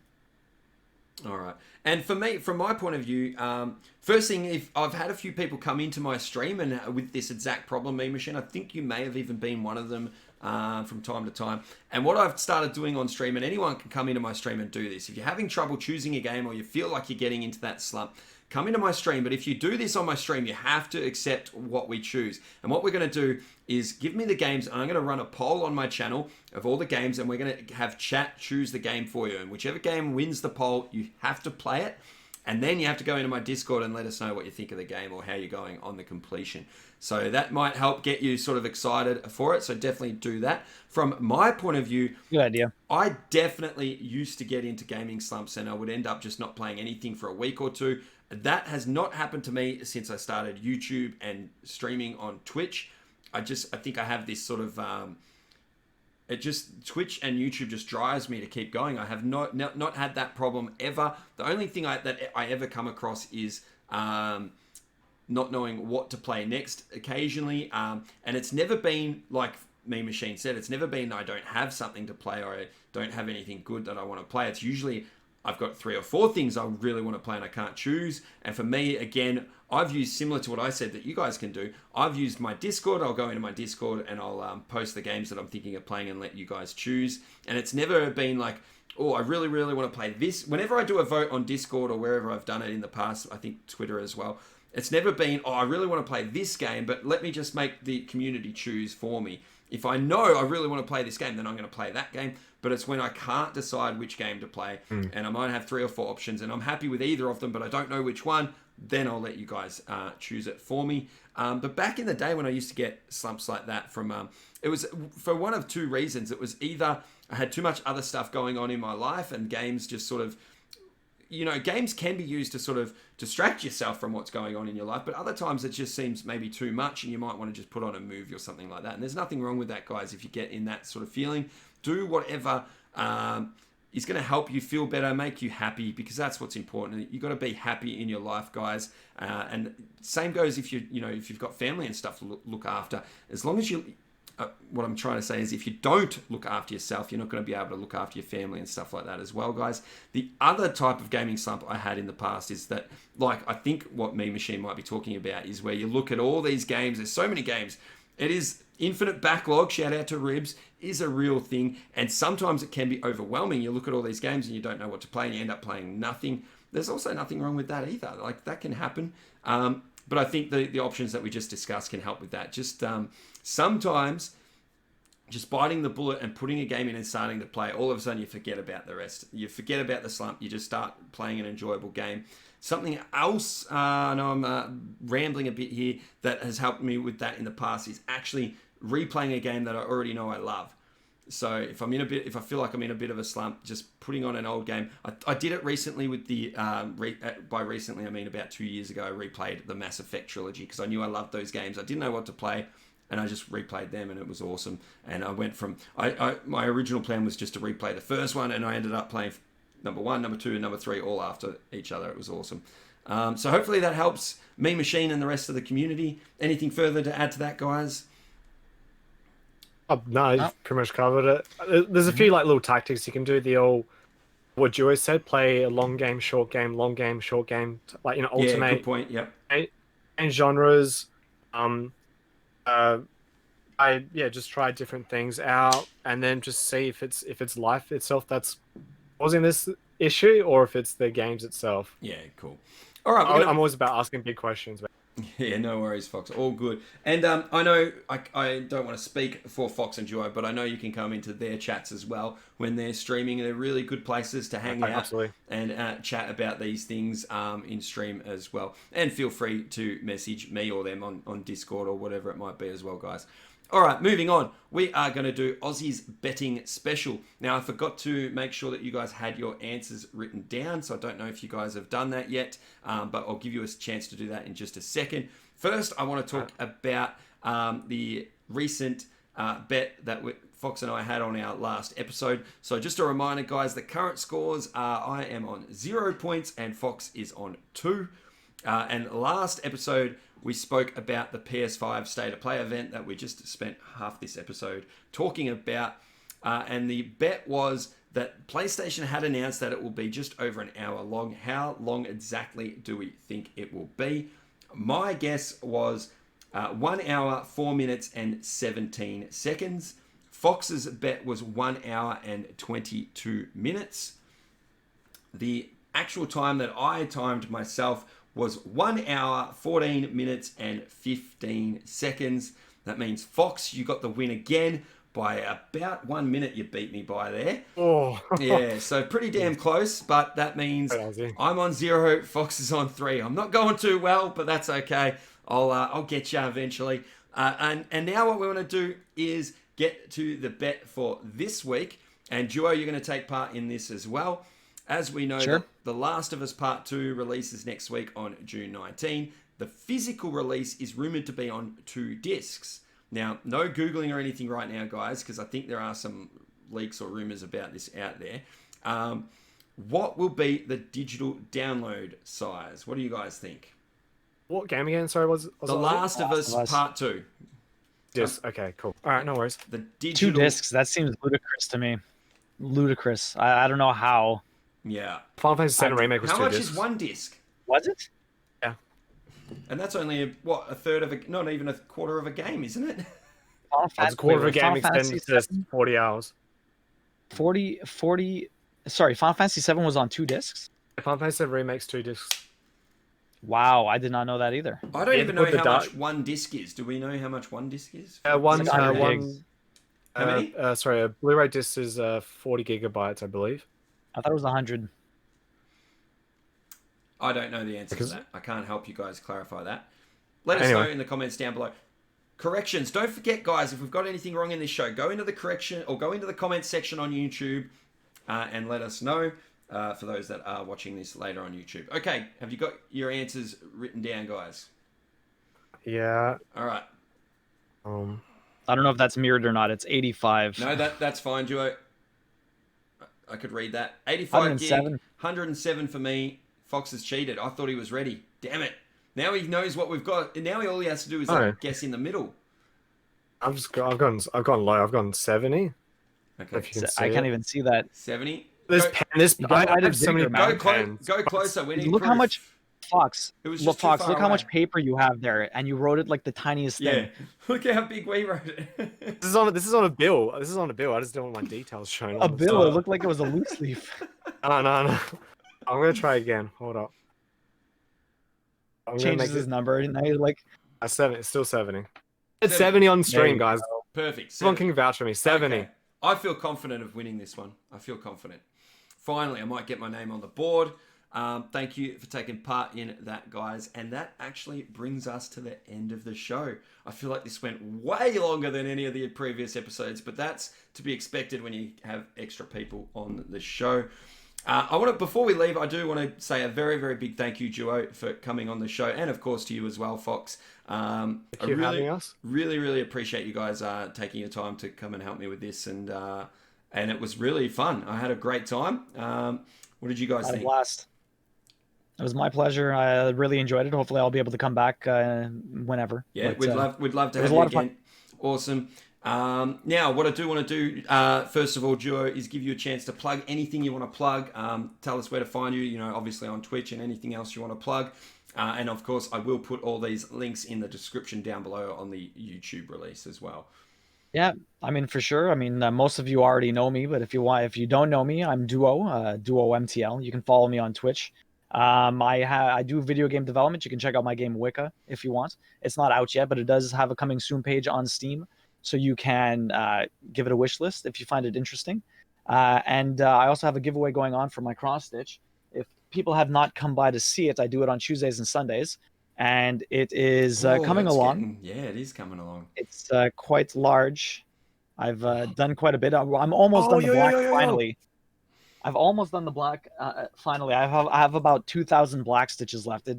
I started this on Christmas, and I hope to finish it by Christmas, and that's why I have to do it 2 days a week now. Yeah, because I was only doing a one. Yeah, the deadline is fast approaching now. Yeah. Oh man, I'm pretty sure by November, December, I will be doing like 3, if not 4, cross stitch streams just to get it done. Excellent. All right, yeah, and I second that, guys, if you haven't checked out Duo, because, of course, hopefully some of you watching this on YouTube, come and check us all out on Twitch. Fox, what else have you got to plug? Yeah, so obviously my Twitch channel, Fox Plays Official, obviously my social medias, Instagram and Twitter, and upcoming games, obviously Last of Us 2, if you want to watch some PS4 exclusives, and if you want to see some obscure indie games that I always seem to find, that people come and go, oh, what is this game? And then they end up going, wow, that was great. Yeah, come to me. I'm always trying to find the next best game ever. Awesome. Very good. Very good. All right. Well, I want to say a big, big thank you, guys. Like I said, thanks for being on the show. Hope you all enjoyed it. I want to say a big, big thank you to everyone who's watching at home. Thank you so much, everybody. You guys are what makes this possible. Me, Duo, and Fox, we all have amazing communities, and that's you guys. We love you all, and thank you all very much, and we'll see you all next time. Thank you. Thanks, guys. Catch you later. Bye.